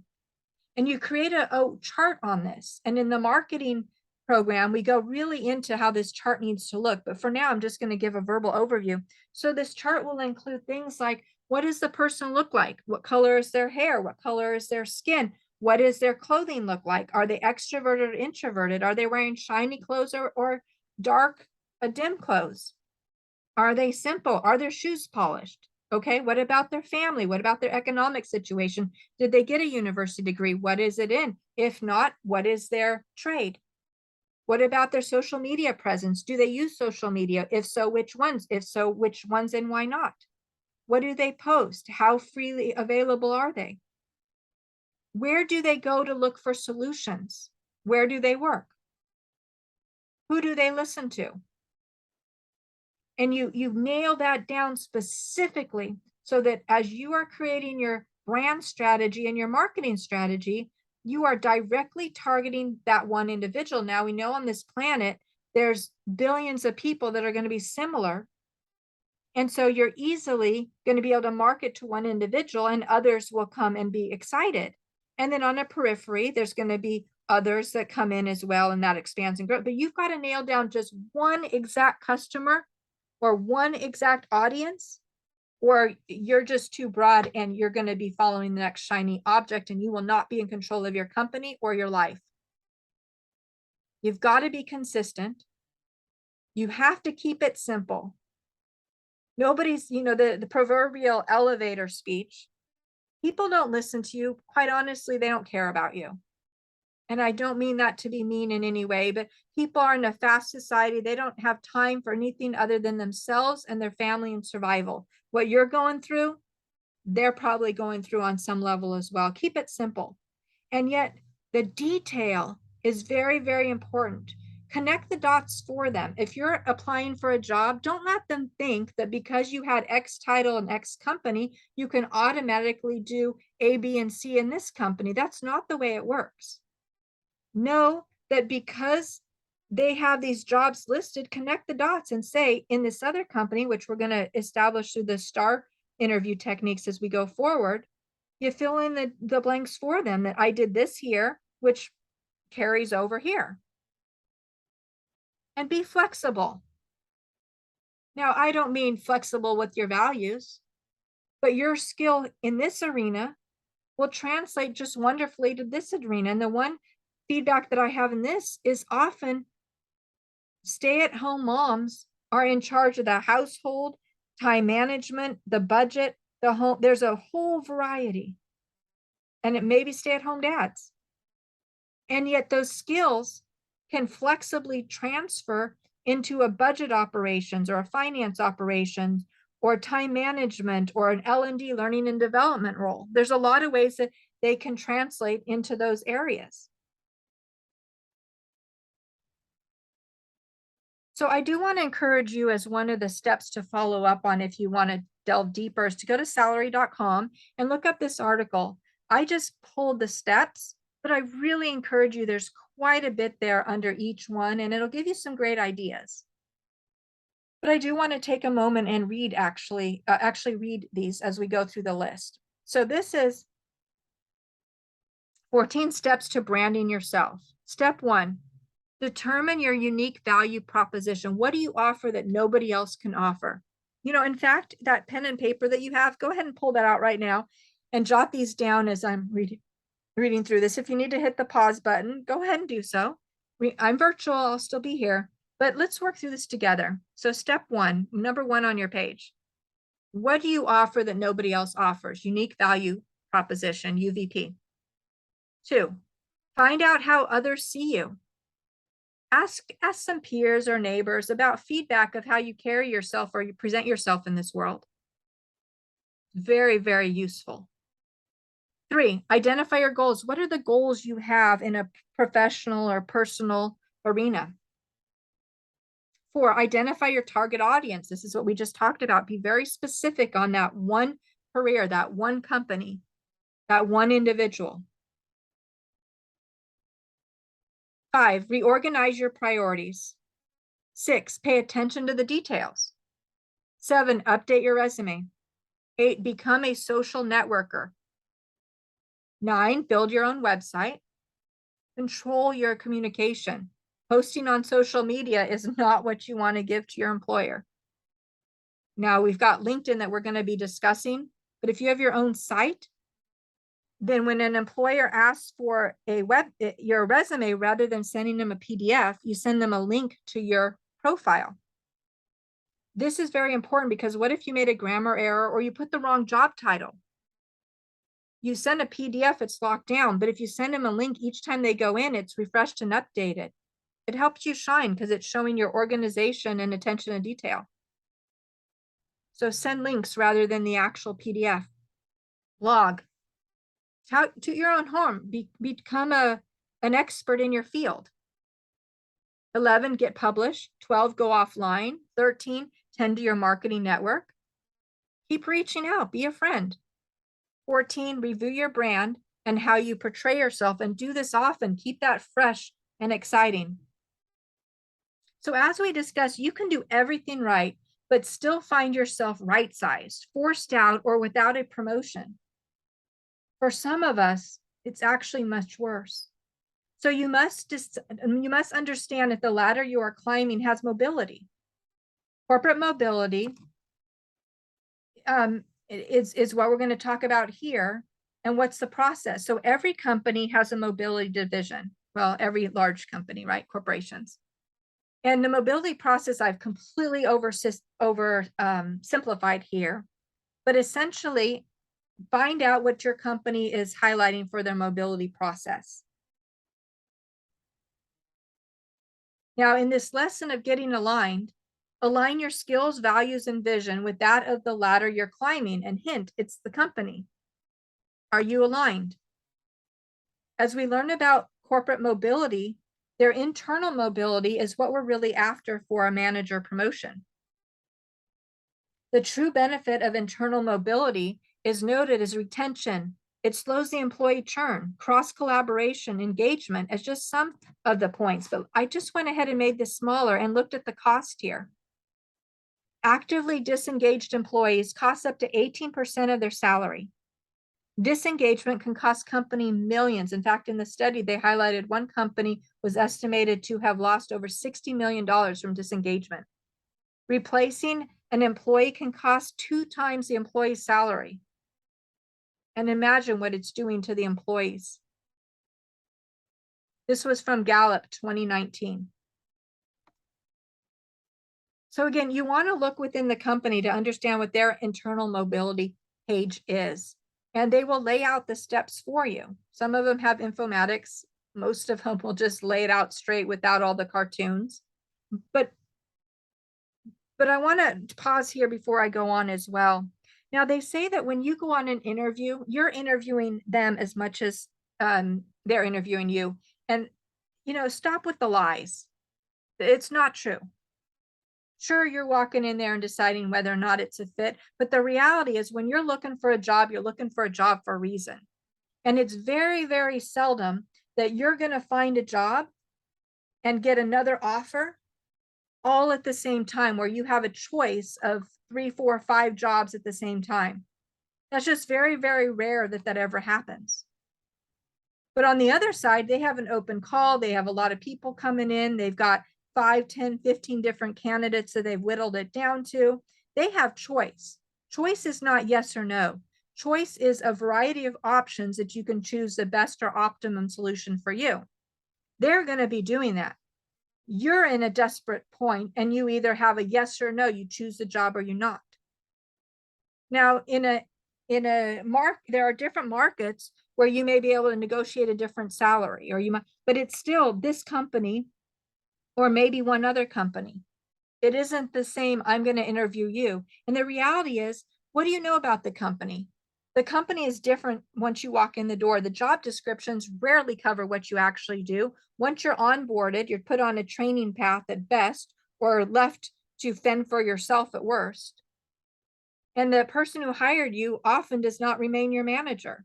So even if you had a choice coming in, that's often not what sticks with you. But one thing I will note here as we get back to the screen, as you go through the process, the new manager you're looking to be hired with is often going to have a conversation with your current manager. So you want to set up the manager expectations. You want to manage this process. So you're going to do this by obtaining manager buy-in. What you might go to your manager and say, hey, I just want you to know I'm applying for other roles. You may get contacted by other managers, and I want to kind of have a conversation with you so that you're comfortable engaging in that conversation and ultimately supporting me in my growth in this company. And you can say, what are 3 metrics or skills that you would like to see mastered in order to recommend me for the manager role, as an example. But you're saying, hey, I respect you. I want you, to be on my team here. I don't want you blindsided. And what can I do to make sure that you're comfortable with this? Now, if they come back and say that, no, you can't go to a manager, you have a problem. And it's not your problem. It's usually the management problem. But in most cases, they're going to come back and say, hey, you know what, you're doing a great job here. If what is the role about? It looks like they might be asking for these 3 metrics. I haven't quite seen that demonstrated here. Go ahead and pull together some opportunities, and I'll be comfortable mentioning that moving forward. They're going to work with you. But what we want to understand is mobility is a mutual benefit. This proverbial win-win-win that we spoke about costs the employer when we face churn.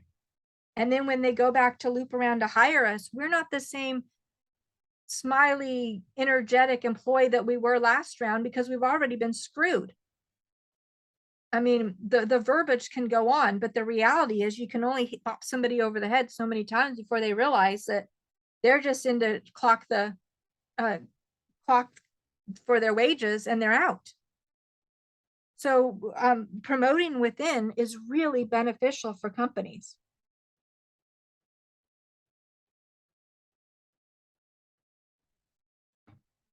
Now, part of this getting aligned is you want to reach out and build your network. Cross-department resolution is one of the skills that is often overlooked. So in whatever role you're in your company, you're going to have a peer in another department who in some way has interfaced with you, gets the rocks that are rolling downhill, or somehow has an engagement there. And often there's a challenge with communication, different ways that departments handle situations. There's a lot of things that occur that maybe can be optimized. And so what I like to do in any organization is I set up my own spreadsheet. And within that spreadsheet, anytime there's an email, I list all the people on the email and who it's from or what the role is. If there's a Slack communication, I document. If I'm taking a training, I pop those names in there and I start to gather people in different departments. And then as I come across a need or a resource, I know who I can ping. And when I reach out, I'll go through the steps on how we can do this in the worksheet. And I think there's a little bit more discussed here as well. But there's a way you can reach out to keep building that relationship and documenting it. Now, this isn't just important for you to be a problem solver today or an opportunity resolution professional, right? They don't like to look at problems. But what this does is when you go for that manager role, they're going to say, hey, if there's a cross-department challenge, how are you going to resolve it? And you can quickly demonstrate by saying, hey, look, from day one, I realize relationships are important. That's what gets the job done. I'm constantly keeping my eyes and ears open. I've created this list. It's been very, very helpful in solving problems such as A, B, and C in this year. And this is how we resolved it. So I'm quite confident in a manager role that I already have the skills and the resources in order to solve the challenge because I'm able to build those relationships, many of which are already established. Ding, next question, right? So you create this contact list. Now, peer communication. You want to really reach out to peers. Peers are going through the same thing you're going through. But if you're a virtual employee, which again is the core focus of this program, you learned on day one what you were supposed to do in your role. For some people, it might have been one day. Some people, it might have been 6 months. But then you kind of forgot some of them. You found your way, your path, and that's what you keep doing over and over again. Now, it might be perfect and optimized, or there might be other ways that things have changed that you didn't hear because you're working from home. There's not just a board or a checklist. And so by matching up with peers, you can ask, hey, what has changed? What works for you? What doesn't work for you? And there together as a team, you can learn and grow and better serve the customer, which in turn makes the company look better. Informational interviews, of course, we all know what these are. Bottom line, do it. Have an agenda. Normally, when I hit a new company, I create one informational interview every week. And at the end of that informational interview, I will directly ask them. I will thank them for their time, and I always follow up with a thank you card. And I will ask them, can you now refer me to somebody else? I have a question about this, and they will. Well, if you're at Google, they're going to. At Apple, they pride secrecy over actual innovation, even though these tools are innovative. We do know that $8 billion was given to Apple from DARPA in order to create the iPhone. So, you understand where your ladder's at. But job growth and insights are going to come in all directions. Keep your finger on that. Figure out what's coming and promote yourself. Make yourself shine. Don't be afraid to get out there and do it positively and in a way that you stand out. If you're in a huge Zoom with 100 people and you're asking 100 questions, yeah, they're going to see you, but they're going to think you're annoying. However, if you take the speaker or the presenter and you note their communication, and afterwards you respond to them with some level of a thank you and a follow-up question, you're going to be remembered and noted. And then they have your communication as well.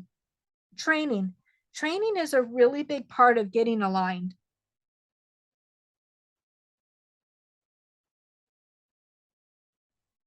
You want to be able to shadow leads. And this is a great way, whether you're on a floor, you're in a computer, you're virtual. By shadowing other people, you can extend your knowledge just like you would with your peers. But you also get to learn what the other side sees, and you can learn what frustrates them and makes their life easier. Thus, you can work with them better. And as you're applying for promotions, you now have somebody on your side. It's about building those relationships. Complete stretch assignments. Now, this is really a pitfall. The crappy managers have all these assignments that they want their employees to do.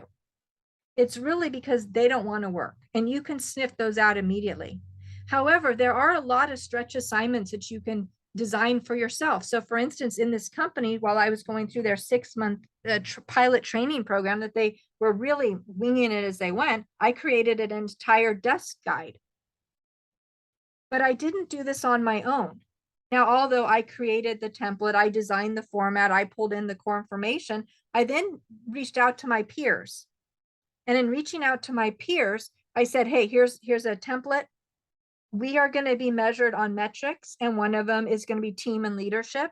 I invite you to participate, put your name on it. You can put it in your goals. Then all of a sudden, they got a benefit of making themselves shine, showing that they're a team player, and adding into a document that lives for anybody to go back and access as they need tools that we may have gotten rusty on or haven't used in a while. And yet I have developed and designed, and I now have others on my team as team participation, showing leadership, organization, and teamwork, right? So there's a lot of way where you can design your own stretch assignments.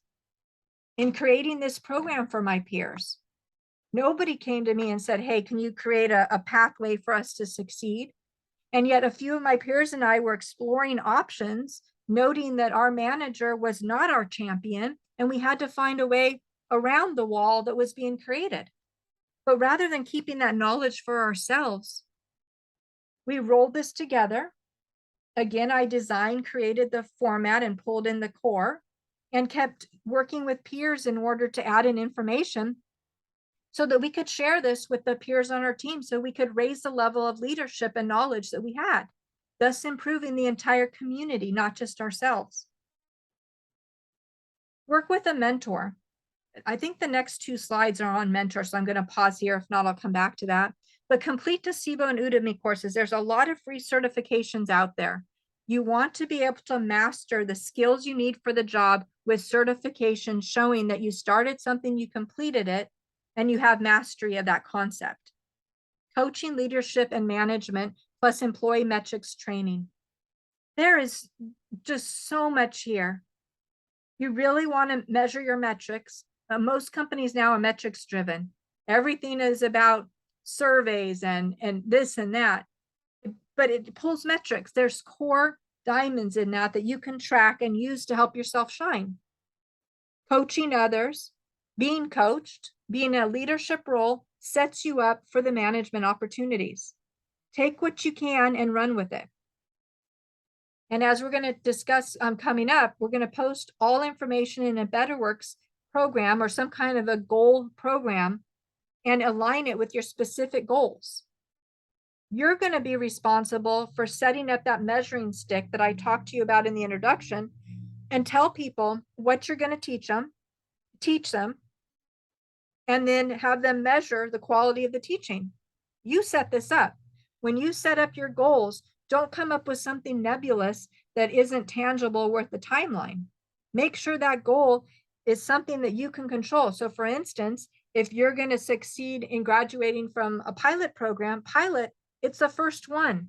They're going to keep adding on to it and growing it. Don't say that you're going to do it by a specified date that they have given you. Add on a few months. And then you can successfully reach that goal in less time than originally agreed to. Don't tie yourself to metrics of a team that you can't control. You can control your own metrics. So make sure you act wisely as you're setting yourself up to win. Okay, here's mentor. And this one, this is serious on so many levels. Now, Napoleon Hill had taught us that he had a boardroom of mentors, advisors, right? It might have been at his kitchen table. He'd set up a chair. Let's just say he set up a name placard. Today you would go and on the internet and even print out a picture of somebody and put the image there, whatever you want. You just imagine that the person is there, and from their perspective that they're listening to you and giving you advice. Now, somehow there's an esoteric aspect here where we can tap into ideas and dreams and concepts that in our own little box in our world, we would not necessarily have access to. But stepping in somebody's shoes or asking for guidance from that direction gives us additional creativity and insight. And if you ask Einstein, a lot of his ideas came from those directives. Tesla talked quite a bit as well about these tapping in for information. There's a lot out there, but let's say you're not quite comfortable with that, or you don't know the concept. If you want to learn it, YouTube has a lot on Napoleon Hill and his boardroom, or imagine, I don't remember how it was phrased, but there's a lot on that you can find. But this is so serious that if you don't want to do that, grab a mirror, talk into a mirror, have that mirror reflect back to you. And I say this not to be silly in any way. I think this is just absolutely so important. When I did my keynote speech in front of over 5,000 people, I had prepared, I had structured, and yet when I went on the stage, the individual told me that they did not want me to give the speech I had given. They wanted another topic, and I was to do it right then. Panic set in, but I dropped all that. And I went back to, in my mind, all the practice that I had done. Because when you stand up on a stage in front of that many people and all those eyes are looking back at you, there's something in the energy that shifts. And if you're not comfortable with that, when you're put on a spot, you don't have the right response. You can't debate. You don't have the facts at hand. So one simple way is just having eyeballs look back at you from a mirror. At least get comfortable with someone in front of you. Our windows to the soul really have a different action and energy with an interface with other individuals. So you really want to establish a mentorship program. Now, in part of the work book, I do have a worksheet on this, on how to establish what some parameters are to make sure that it's mutually beneficial for both, the time is honored, and really important that nobody stops midway. It's set up to help each other without friction and without much time commitment, check in, monitor, and help the other person grow. So all of this is outlined in that. But you want to meet monthly with a manager. You want to build rapport, have set tasks to complete, track your achievement. So have some real goals in there. And then also, as you're being mentored, mentor somebody else. It goes both ways. So I encourage you to look at that mentor template. And I think the next slide is the same. Yeah, the next slide, I put it here twice just to make sure that I slowed down over this one. And so just a reminder here, as we're kind of wrapping up this section number 2, is the idea that you really need to have written goals. So again, repetition here, identify your goals, create that 6-column spreadsheet, and here's the steps to go through in order to master that. I'm not going to go through and read them right now, but they're here on the screen. You can pause and work through that. But make sure that you're taking these steps so that you have it outlined. And by taking these steps, again, I promise you, it will change the trajectory of your career. So design your career. What we reviewed in this section is understand core leadership and management skills. Know your career goals. Identify corporate growth opportunities. Make new friends, network, peer contacts. Make yourself stand out and shine so you are the obvious choice. Self-promote. Make sure that people know what you're doing. They're not inherently going to know that you did X, Y, and Z. Let people know about it. Apply for the jobs, take action, and start and enjoy that new career. So a wrap up of this section. In this section, we went over alignment with corporate goals and your goals, and steps on how to build your network, mentorship, and establish everything to support the foundation for which the goals you are creating. If you need to pause here, once again, go ahead and do so. It looks like we're a little more than 90 minutes in. Again, the clock isn't quite viewable here, but this is about the point. So we probably have a little less than an hour left. We've got 2 more sections to go.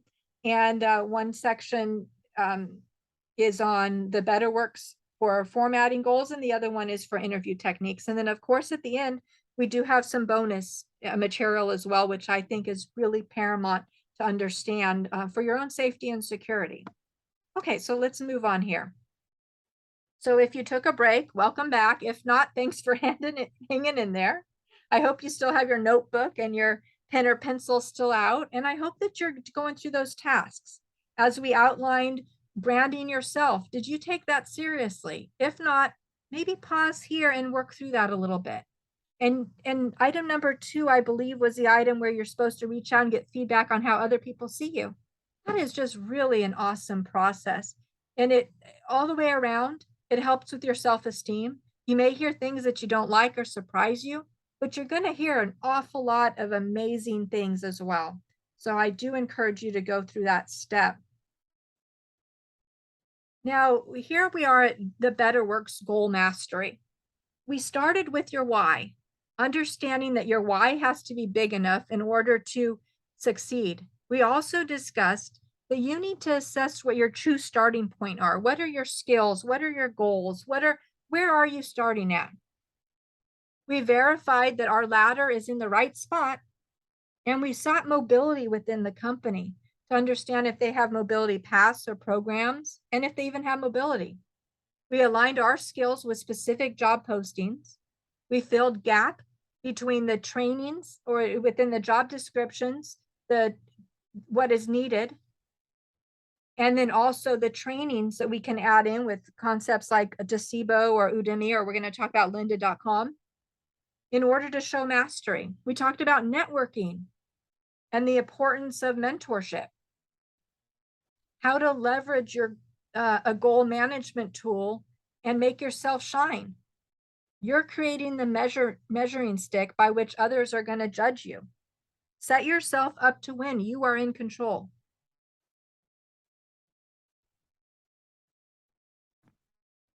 So here we're going to talk about BetterWorks. It's not the only one out there. It just seems to be predominantly used right now. And so I wanted to use something that's current. A BetterWorks is your known as, tagline, your corporate marketing tool. In this, you can see what other managers are posting as their goals. So you can line up with their goals. You can see what's important to your manager and help support them. You can see what's important to your peers and pull that together. Executives can view into this, and you can view executive goals. It helps understanding big bets, corporate values, and focus. You can also see a lot about backstabbers and people who don't do on their own during this process too. But keeping it positive, it's a great tool to align your vision and your goals with others who are already doing it within the company. So structure your goals to excel your development path. Run forward with it. Structure them in a way that you understand the skill needed for the promotion, the skill acquired via the training you took or that you're going to take, the skill applied to assist your team or your customer, the skill mastered for the promotion. How did you apply it? And we're going to talk about this in the STAR interview process in a way that they can see that you don't have to acquire the skill, you already have the skill. Now, one thing that we've learned here as you're establishing your goals, there's been a lot of studies about who gets chosen for board position, executive role, the promotion, and who walks into those roles. And there's, very generic, but there's been enough of a study around this that men will often say, hey, there's a job post, I'll do it. And they show up just thinking, hey, they're going to be chosen or not. And more than likely they're going to get chosen just because they put their hand up and they exist, right? So the things that are not important typically on this side of the page might be little things like requirements or job description or education. They might have, I don't know, one or two things on the list and hey, I'm here, I'm good. But what we've seen on the other side is that women will look at a job posting and they will study it and they will verify that they have not only touched on but mastered every single item on that job description list or requirements. Otherwise, they won't even throw their hat in the ring. If they haven't already mastered it, then they're not good enough for the job. And we really need to shift this. If you're interested in something, run for it and grab that golden ring. You'll pick up the skills later. And I can verify this because I went into a pioneering field and educated myself and ran for it. And yet, once you're on board, they retrain you because even if it's new and they're creating the road as you're taking a step, there's still somebody working with you to reach out and identify the skills needed for that next step. And so you just need to get yourself in the right position and run from there. So what we're going to talk about then is how to structure those goals, design from where you want to be, not from where you are. You're already in this arena and it may be working for you, it may not be working for you. But keep your vision on where you want to be. And from that point, work those stepping stones backwards so that you have a clear map or roadmap, step-by-step directions on how to achieve the goal. And again, I guide you over to the goals template that I created. Now, BetterWorks is a modern performance management tool, the proven solution HR professionals rely on for increasing employee engagement, manager efficiency, and business impact. It's actually a pretty phenomenal communication tool, outreach tool, documentation tool, but it can be a trap. Make sure it's positive and make sure that you set yourself up to win. For instance, in your day, you might do 10 good things, but don't put the one thing that you failed at in there unless that was a fail fast, fail option, a fail fast, fail often scenario where you're succeeding drastically outweigh because you're learning drastically outweighs that loss. but you create the measuring step. You control what is posted there, and it goes into your employee file. This is really, really important to understand. Alignment. So showcase your skills. There are 3 core areas to show alignment in BetterWorks: metrics, training, and networking. Make sure that they all overlap and blend to really show a solid foundation for the employee that you are. That value proposition that we talked about, the unique value proposition that of the skills that you bring to the table, make sure it's clear and solid. The education, the experience, the metrics, the training, line it all up. So we talked about some of the learning platforms. Many corporations offer for free. If not, they have a limited number of seats that they pay for annually, and they're willing to give certificates for people to access while they're employees. Docebo and Udemy seem to be 2 of the common platforms right now, and you can really accelerate your experience by spending your own time to get skills and certificates that match your goal and they validate your skills. And you might want to go after something like a leader and management certificate, metrics-based coaching. There's a lot of great tools that are kind of neutral that can be used across the board, in addition to a niche for marketing or a niche for finance or, whatever that is. But tie in some of these core oversight skills that'll bring you up to the next level. Now we're going to talk about lynda.com as it comes up. But I just want to throw that out there that there's a number of other sites too where you can obtain that information. In fact, Udemy had listed a nano degree in self-driving vehicles as a starting point and a reference for me to build my career. So there's a lot out there right now. Framework for SMART goals. SMART goals is really an amazing way to make something that's nebulous, objective, and tangible. Not just a flyby or feeling or subjective, but really having an objective view or say, hey, it got done or it didn't. Specific, measurable, achievable, relevant, time-bound. And if you want to learn more about this, you can go to mindtools.com. It's actually a really good article. I clipped a little bit of it here, Mind Tools, and you can look up SMART goals. And it goes over what SMART means. And I'm going to take a moment and read this. SMART is an acronym that you can use to guide your goal setting. Its criteria are commonly attributed to Peter Drucker's management by objectives. Now, remember, I mentioned the Peter principle. When somebody gets promoted 1 step above where they should be promoted, well, we learn about that here. The term occurs in the November 1981 issue of Management Review by Doran. And since then, the University of St. Louis wrote about SMART in an article for the Society for Industrial and Organizational Professionals that stated that SMART has come to mean different things to different people. So in different cultures, different values, different corporations, they're going to take a little different spin on it, but essentially specific, simple, sensible, significant, but specific is what I really like to fall back on. Be clear, detailed, measurable.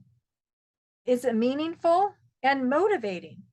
But really, is it measurable? Can you measure? Did it occur? Metrics are a great way to do this. Achievable, can it be done? Set yourself up to win. Relevant, is it relevant to the business model or the big bet within the company? Time bound. You have to have a starting point and an end point. That's part of being measurable and part of taking that idea or concept and bringing it into the real world. Did you do it or did you not? Okay, so again, there's a lot of resources on SMART. And as you move forward, even in your personal life, I would suggest using a SMART model. Now, maybe you're going to choose some of these other words and pull it in, but it's really a great way to bring things into your life. So the wrap up of this session is we talked about SMART goals, how to structure and what it means. And you can look on YouTube as an example for a lot of videos on how to build this out, but the concept is pretty simple. We talked about a corporate goal tool known as BetterWorks and how to set yourself up to win by establishing your own measuring stick. We talked about enhancing your skills through learning platforms like Docebo and Udemy. There's a whole bunch out there. Coursera, you can go down the list. There's a lot of MOOCs, right? They're free online university offerings. And one that I often forget to mention, and if you've got children, education right now is manipulative, right? It's a very scary and dangerous world for individuals. Yet if you do something like University of the People, again, that's University of the People, they're headquartered in Pasadena, California, but they're global. It's tuition free, accredited university education. They even have a MBA program, master's degree in education. And it's right now it's more on the liberal arts side, but I keep pushing for them to pull on some of these technology concepts as well. So I'm hopeful that they will eventually open up as well. But tuition free and accredited really helps an individual check that box of a university education to move on with their life. And it's virtual, you do it from your home. It's an amazing gift. So again, that was University of the People. Now, again, you need to be able to show mastery of these skills. So now that you have the education, you need to show the experience in the real world, preferably in that corporate space.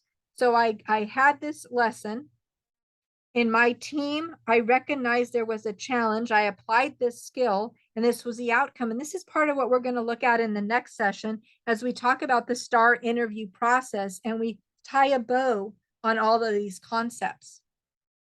So again, this is the end of lesson 3, I believe we're at now. And I want you to look at your why, getting aligned, and your goals. Make sure that on your notepad, you're still working forward and you're doing your tasks. Let's go ahead and jump ahead. Okay, so welcome back if you paused. Otherwise, congratulations for hanging in there. I noticed that my throat is starting to get a little bit scratchy here, but we're moving through this, so we're really on track. This is actually a fairly short lesson, so we're rounding the corner of completion here of this presentation. But really, congratulations for hanging in there. This is lesson 4, STAR interview method. Now, companies have always had some kind of format by which they want a potential employee to come in and present themselves.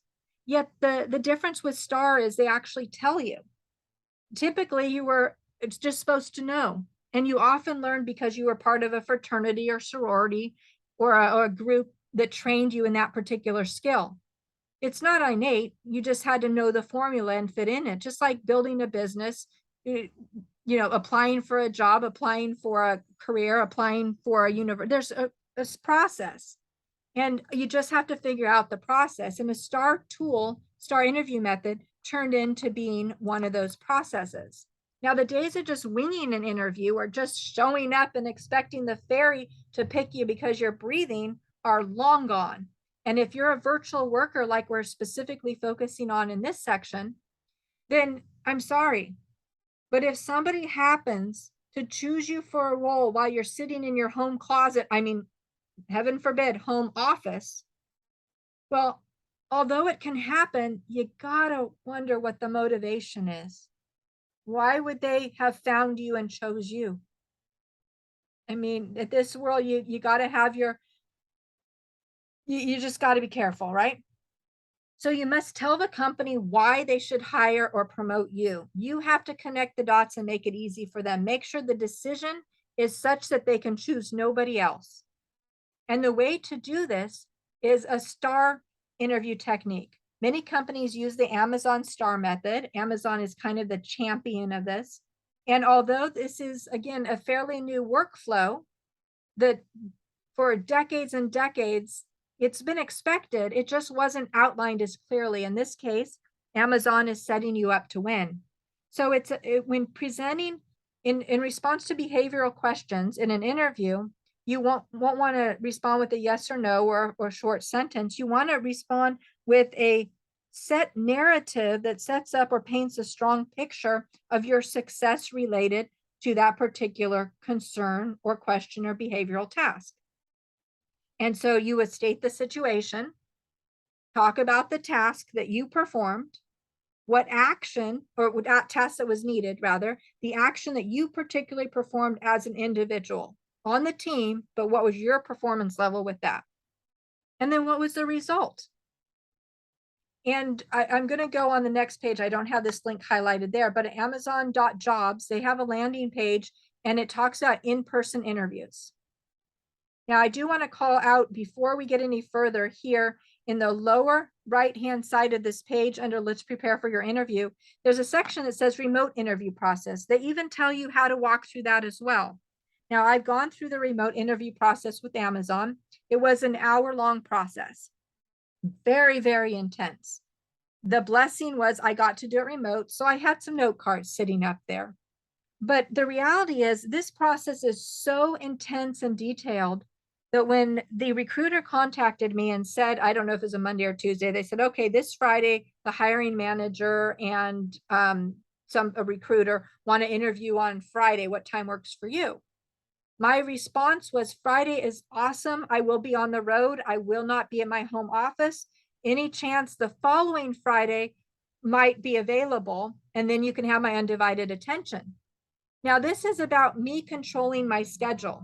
The reason that this is so important is that I give an option. I didn't say no. I would move mountains to make sure that I hit that opportunity they were giving me. But if I could have some control over how this works, I have a better opportunity to succeed. So in telling them that, hey, this other option would be better, realistically, when they're hiring for a job, they're going to interview for a couple weeks at the least. And so if I can get at the outskirts of that time, they're going to remember me more than the first person they interviewed. But also knowing how detailed the STAR process is, I had to make sure that I had enough time to map out every single question that might come up related to this job, highlighting my skills on using not only the big bet scenarios, and here that's what's highlighted on the screen. We talked about the 5 big bets highlighted from the other company. In this case, I'm sorry, big bets, value, core value statements. They've got their think big, bias for action, frugality, earn trust, dive deep, have backbone, disagree, and commitment. So even if you disagree, commit to that disagreement and stand up for yourself. They have it highlighted what it actually means there. So as you're putting together your STAR interview, you're pulling in your skills, you're looking at the job description, you're looking forward on the big bets of the company, and you're tying it into one of these values that the company has openly produced to the public. You're showing you did your research, you're showing that you're part of the culture, and you're showing that you have done that job in another capacity somewhere else. There's quite a bit of weaving that goes into interview processes today. And so if you can control the time and give yourself more time, if I only had a few days to get through this, it would not have been as polished as the extra week that I got for myself in order to do the presentation. Now, ultimately, the values of that department did not line up with me. And this was a rare opportunity for me to state that, in fact, this was my interview as well. But again, that's very rare. And it's extremely hard to bow out of a process when you desperately need a role. And let me pause here just a second.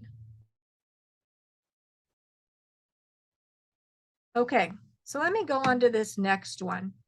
Congratulations if you've hung on this long to this conversation and listened to me for the last couple hours. I really think, based on feedback that I've been getting, that there's a lot packed in here, a lot of secrets that you wouldn't have known otherwise, a lot of very obvious tools that you may not known you had a right to or not known that were free. But I do want to touch on LinkedIn. This is a huge part of the job process, whether you're looking for a job or you're employed. This just is a pivotal point. Many companies, in fact, or even startup accelerators, if you're looking to build a business, will not allow you into the interview process of either path without a LinkedIn profile. And it has to be validated. They want something that's been there a while and has 3 to 5 responses from individuals and a number of LinkedIn followers. They want to see that it's built out and you use the tool. It may seem biased, but that's the world we live in. So if you've hung in here this long and you're saying, but wait, I'm out of work and I need a job, there's no mobility in my home, I'm not part of a company, and I don't even know if this corporate world is really direction that I'm going. Maybe I'm an NGO or some kind of organization, university, whatever that looks like. How do I make any of this beneficial to me? Well, I'm sure that you can tell that I've given enough tips that really show you how to think for yourself and strategize based on tools that are out there. And if those tools don't work for you, like maybe Better Works, you don't have full access, there's other tools out there that you can use to set up a Kanban system or something similar and establish goals that you can use in an interview to highlight your ability to set up a process, drive a directive, and succeed through a target. But LinkedIn is one that you've got to understand. But I just really want to drill on this. Along my path, again, my expertise is digital security. You've got to be aware, your radar has to be up at all points. People are trying to steal your data. They're selling you left and right, and you don't even know the puzzle pieces that have been sold. And in fact, employers in the United States right now are one of the biggest leaks of your data. I mean, think about it. To get a job, you give your social security number, your birth date, your home address, your email address, your phone number, your billing information, your bank account. You even give information about who your closest friends or family are because they ask for emergency contacts, which is none of their business. Why do they need an emergency contact for you working in your home office? I mean, think about it. Don't give up that information and don't sell out your neighbors. But along this path, you've got to be cautious. If you set up something like a LinkedIn profile, this is just such a broad subject, and I've got another slide as well on secure communication, but don't give more than you have to. They don't have a right to ask for the information, but just because there's a blank line doesn't mean you have to fill it out. When was the last time you went to the doctor's office and they handed you an iPad and said, go ahead and fill this out? And if you don't fill it out, then you can't see the doctor. Well, first of all, most of the information is none of their damn business, to be frank. They're just data collecting. And in fact, even if you fill it out, the doctor never looks at that. It's just data collection. They don't reference that. They still sit down with you and ask you the same questions. And 15 minutes later, your appointment's over and you're out the door. Manage your own information. When I go to a doctor and they hand me that, I say, I'm sorry, I cannot use an electronic device. May I use a paper bottle? And some have it and some don't. I either choose to walk out and pay somebody else, or they understand that they want a bill on my behalf and they'll say, okay, well, just do what you can. So I hold the tool, I hand it back to them when I go in my appointment, and I haven't filled out anything and they never even look until after I leave. Don't give out your data. If you're signing up for a thing like LinkedIn, a tool like LinkedIn, don't put in your real birthday. Don't put in your real email. Now, you need an email to communicate you, but create a trash email for services like this so you can contain it, because it's going to be scraped. Don't put your phone number in there. Years ago, I had a Facebook site, and apparently I still do. Although over 12 years ago, I went to headquarters and I asked them to delete my entire account and erase me, because you have a right to do that. Well, I got a confirmation that they did that.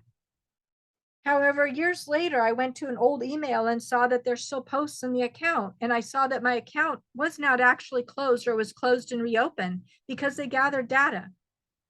And they not only gathered data right there on the page, but they use images to facial recognition and tie you in photos that other people post of you and your family, right? It's DARPA.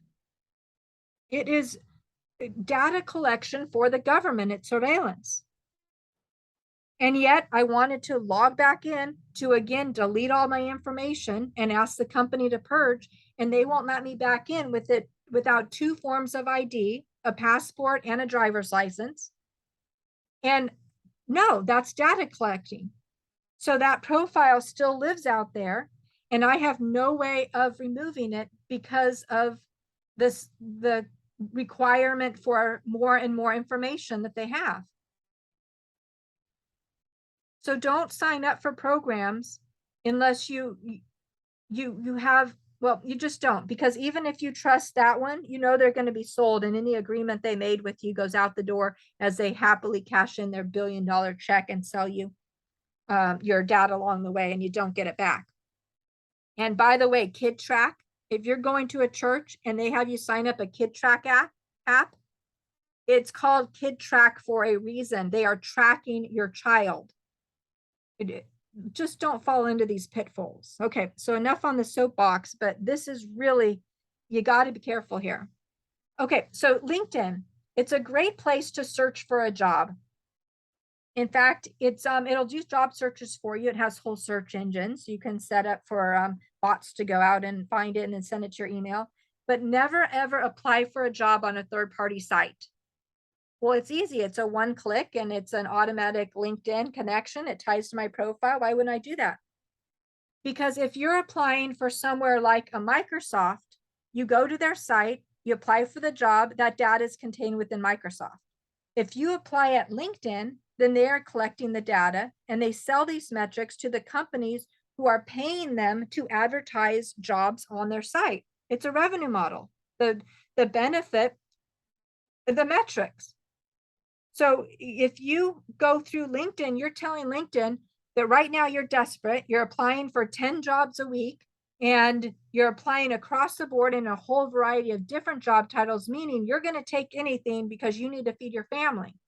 This data then gets sold to Microsoft in order to make themselves look more valuable. Hey, this month, this individual applied to you. And by the way, they applied to these other companies. Here's the whole list. They are clearly desperate for a job, and they have all these different top job titles, so they're looking for anything. All of these metrics doesn't look at you as an individual who just graduated from the university and you're out there running ahead of the curve to make sure you have options in the workforce. It's used against you. They won't pull you in. Microsoft will not choose to pull you in for an interview when there's a sniff of desperation. Control that. Apply directly on the site to manage your own digital footprint, your own digital data, and also to keep those metrics limited to the availability of that company. Now, finding a person you know is paramount. This is the way that you gamify the system. LinkedIn will tell you how you can be a top 1% on the platform. In fact, my profile has that listed rather. I understood their rules. I researched it. I did the blog post, the amount of outreach, the engagement, everything I needed to do in order to satisfy this, to come up with the metrics to be part of the top 1%. Took a lot of work. I was able to ring that bell, they might say, and move on. But I'm able to hold on to that as somebody who mastered the gamification of LinkedIn. Now, along that process, I don't know what the tally is. I haven't gone over there in a while, but there's something like 5,000 to 6,000 contacts that I have that are solid business contacts from around the planet. Have I met them all? No, I probably know about, I don't know, let's say 100 at most. But one thing that I did use is, let's say that I want a job at Intel. It's very difficult to reach out to somebody and have them accept you. And I know that LinkedIn offers a pay for play plan, right? You can pay a monthly fee in order to have these extra reach outs. Don't ever do that. First of all, you're giving them your credit card information. But if you are already connected with somebody, then the message goes to an individual for free if they are connected as well, and they're more apt to accept. So one of the workarounds I have found is, if I want to meet somebody in Intel because I want a specific job, let's say in their security department, digital security, then I will find anybody working for Intel anywhere on this planet outside the United States, because it's low-hanging fruit. Anybody who gets a LinkedIn request from somebody in the United States is going to say hi. And if they don't, they're not checking their LinkedIn, go to the next one. They're going to say hi, you have a link. As soon as you have a few links, and the higher the title, the better, but it doesn't really matter. Then you come back stateside and you start sending, and now you're closer to their network. The 7 degrees of separation is now on the radar, and they will see the request and accept it. Now you go back to the digital security department or whatever department you want to be a part of. And when you reach out, you not only have a referral name, which is very important, the name drop in order to say so-and-so referred me to you, or so-and-so mentioned that you're in this department.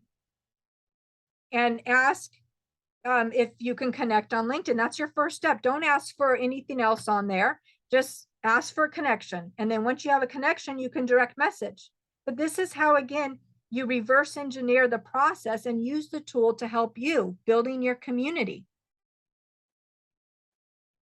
Now, learning a new skill. We talked about Coursera and University of the People. I'm pointing that out again. Docebo and Udemy and all of these various moots that are out there that are online free university degrees, or pieces of university classes offered in an online environment that you can puzzle together to come up with your own certification or degrees.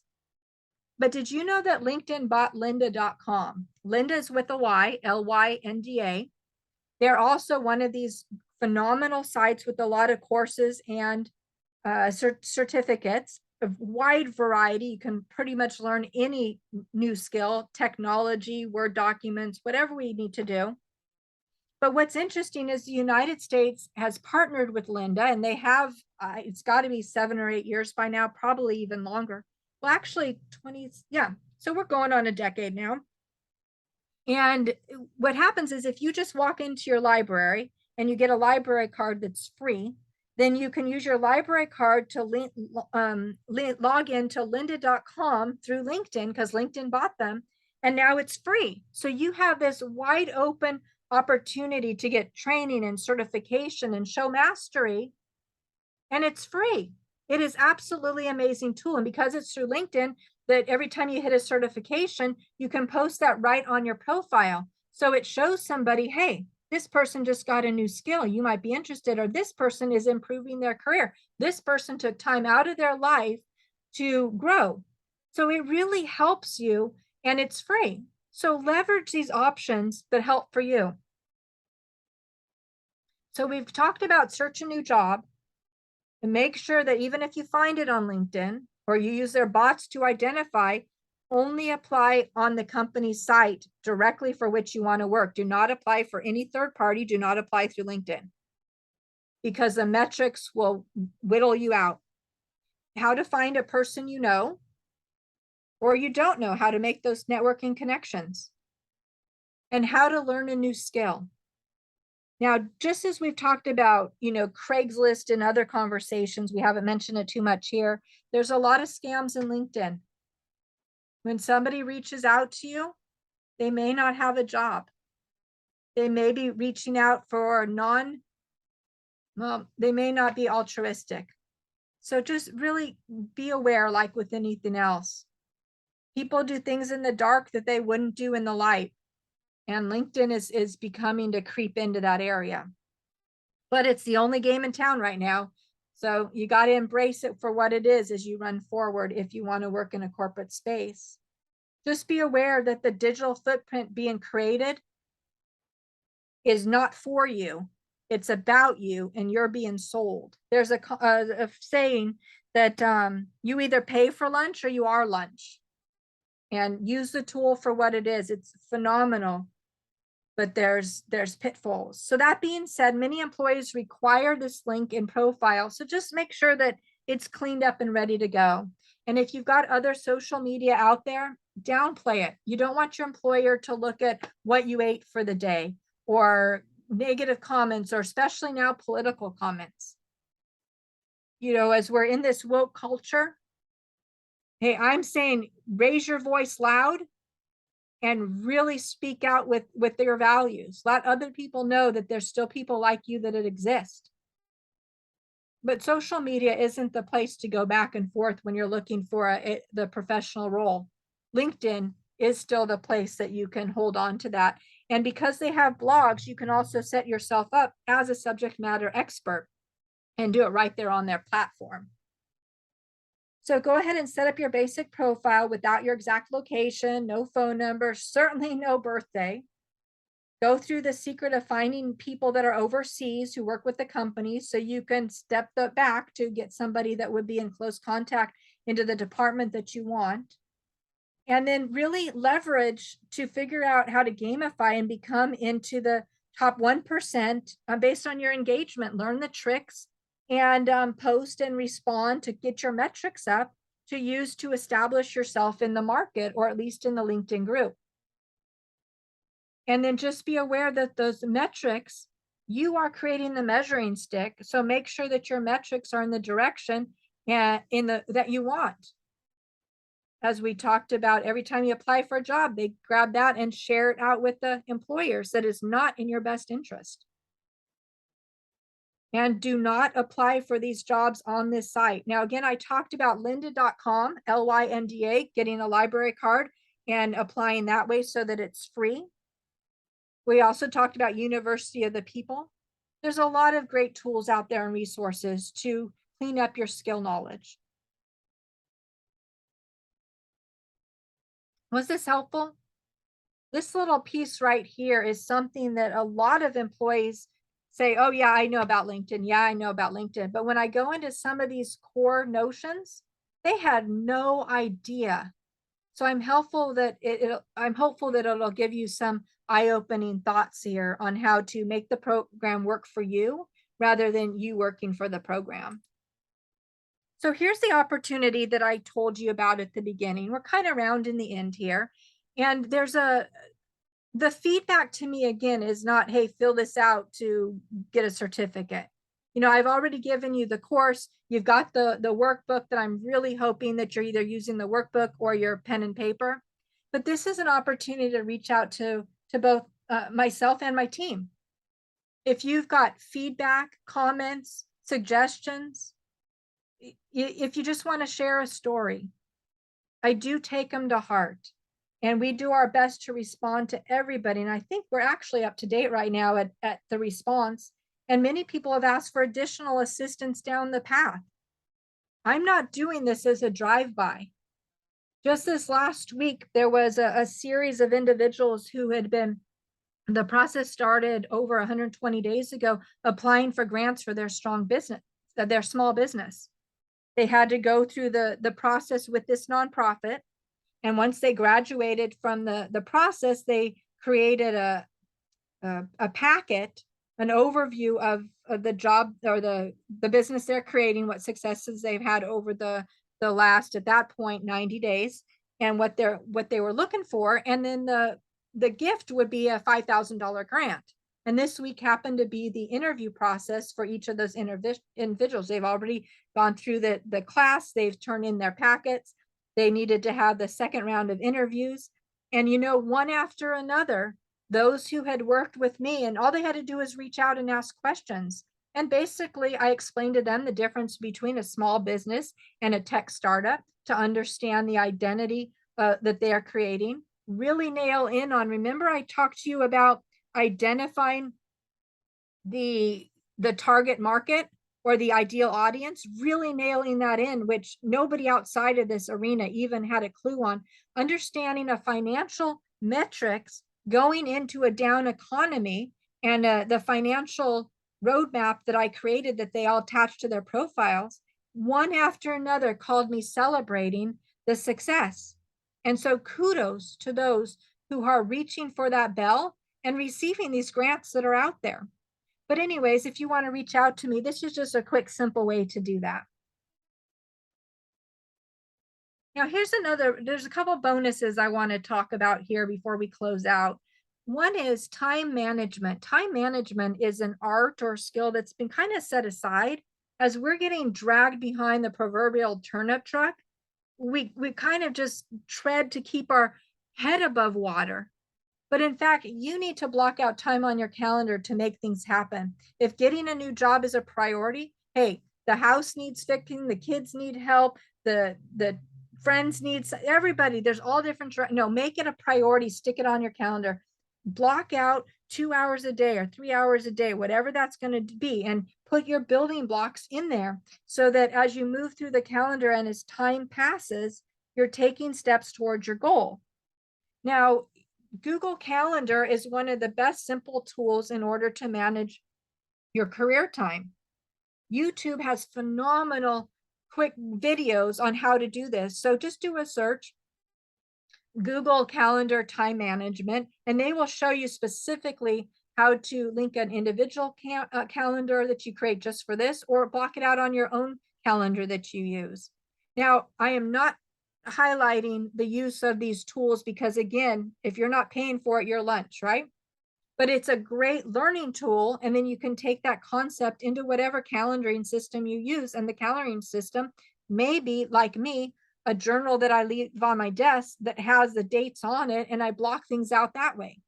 Whatever that works for you, just understand the basic time management concepts and put them in your life as a priority.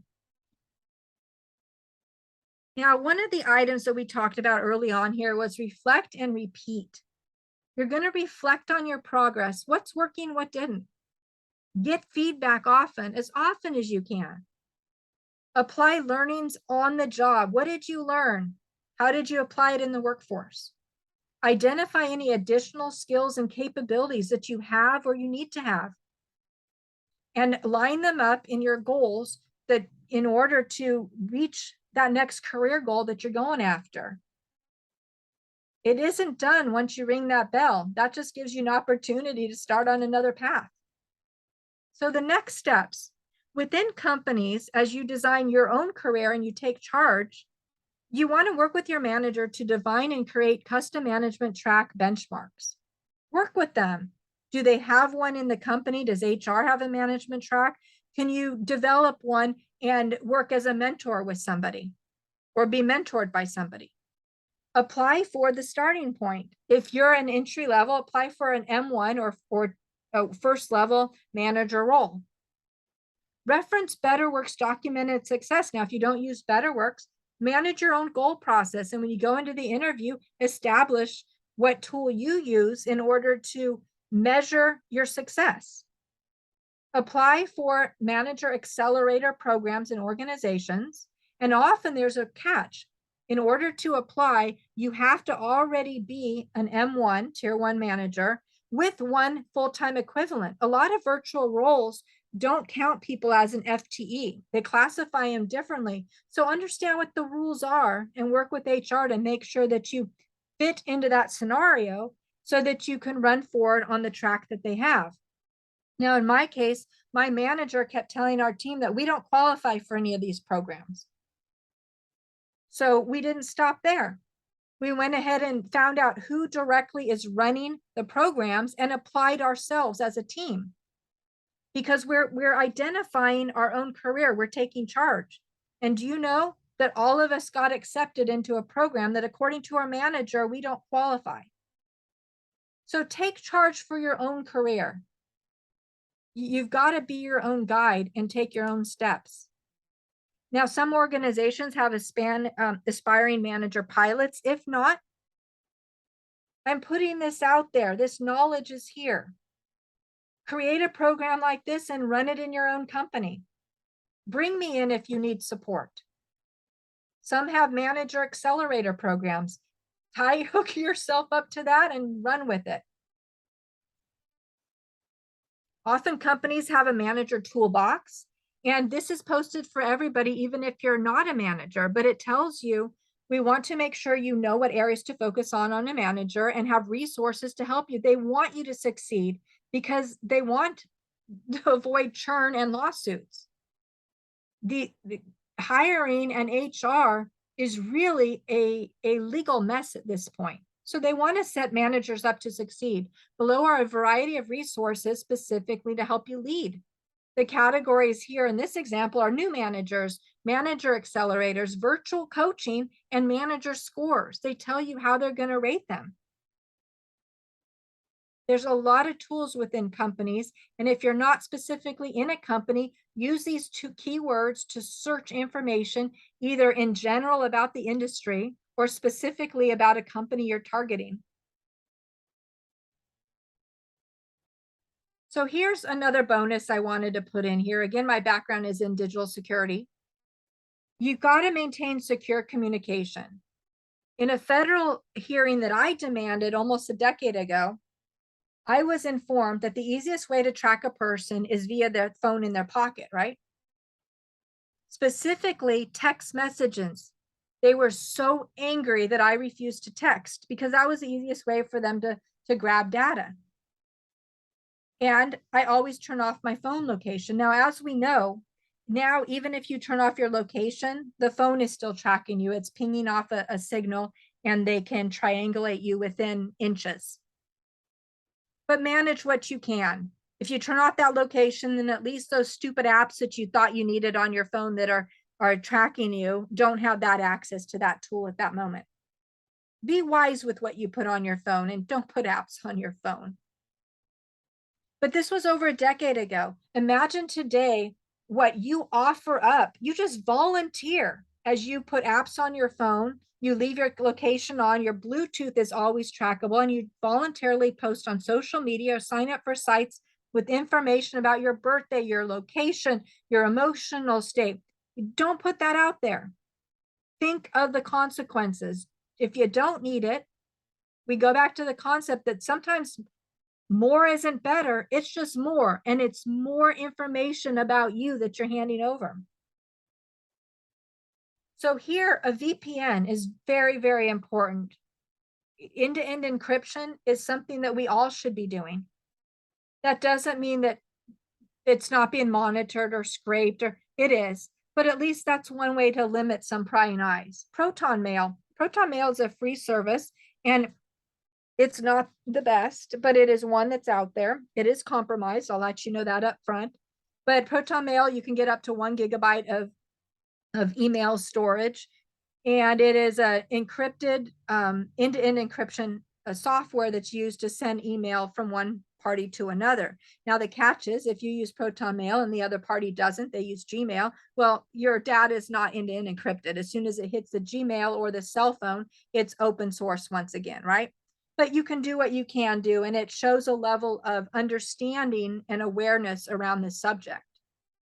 CryptPad. This is an alternative to the Google Drive products. So this would be an alternative to their spreadsheet, their forms, their all those different suite of options that they provide to you. It's it's rustic. I think it's Linux based. I'd have to look back in at that again, but it again allows a level of security. So somebody can go to your CryptPad form that you set up, and it is securely sent from them to you, and it's locked down on a drive. Now, again, nothing is solid here, right? Everything, if it's out there, it's access. If it's made by man, man can undo it. But it's one step better and showing the world that you're at least aware and you're taking the steps to protect your data and, more importantly, their data. And by the way, these Microsoft Word products, so Word and Excel and all of those, you should long be off of those. LibreOffice is one of the best open source solutions. It's libreoffice.org, I believe. You can download their tools right there. If in fact you're using one of their spreadsheets, you just save it as an Excel file and it gets open on anybody's computer as a Microsoft Excel file. As an example, nobody knows you use LibreOffice, and yet it's a free solution to have those tools and to maintain your own privacy. Now, again, I'm talking about your digital footprint. Everything that you're creating in the real world, it's being put into a digital you online, and I refer to this as a digital footprint. This idea or conspiracy theory of a social credit score, come on, wake up. This isn't a theory. That was a spoiler alert. We are alerting you of scams that are happening. You're the lunch. The social credit score is 100% being used in this country. As we've seen that PayPal has come in and stopped businesses that they don't like their values from allowing companies to charge or accept money.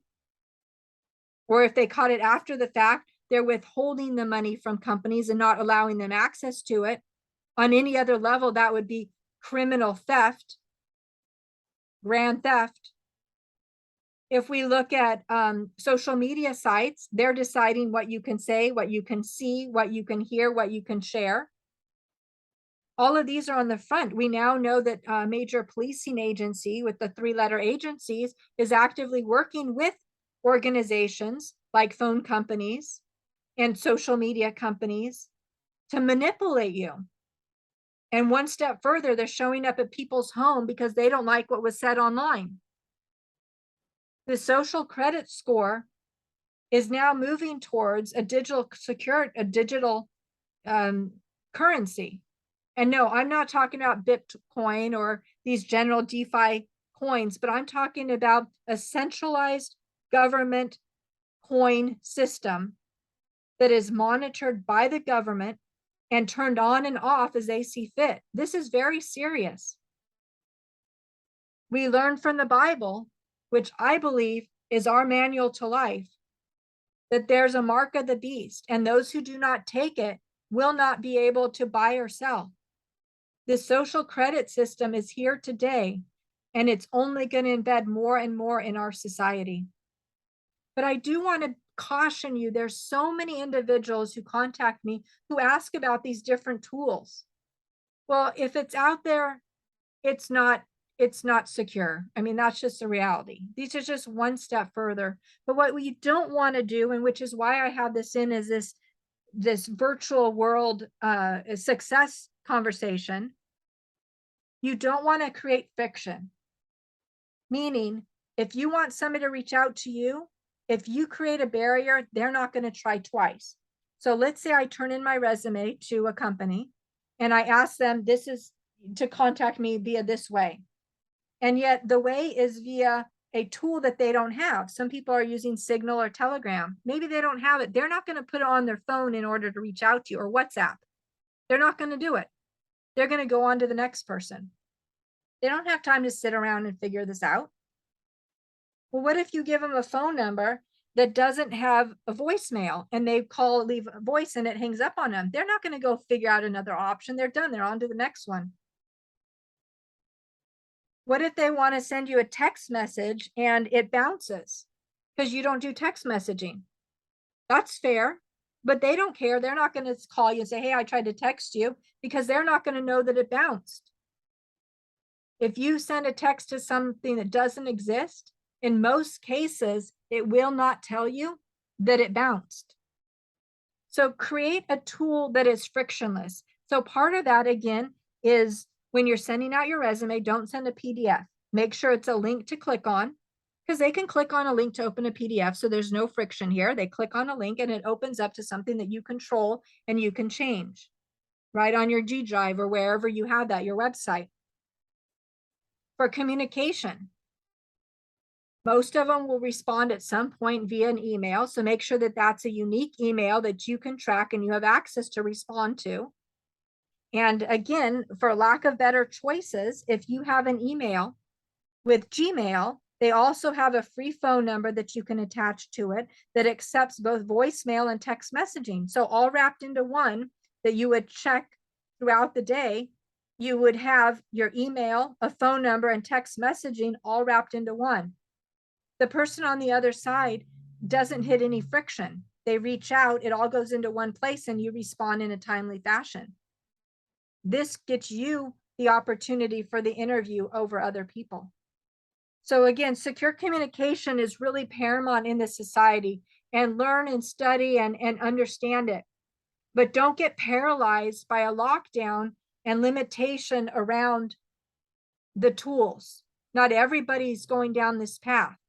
And don't force somebody to use a WhatsApp to match your needs when you need something from them. But this concept of a digital footprint is very, very important. And the next step here is this isn't just about you. Okay, we'll back up. I did say at the start that this whole program is about you, right? I kind of removing myself out. I'm just sharing stories to kind of open your mind to possibilities. But in this case of a digital footprint, how many of you have children and you have sold out your child by putting their image and those cute little baby pictures or cute little things that you thought they did onto a site that will live forever and be tracked by their potential employer? Just think before you post. It doesn't go away.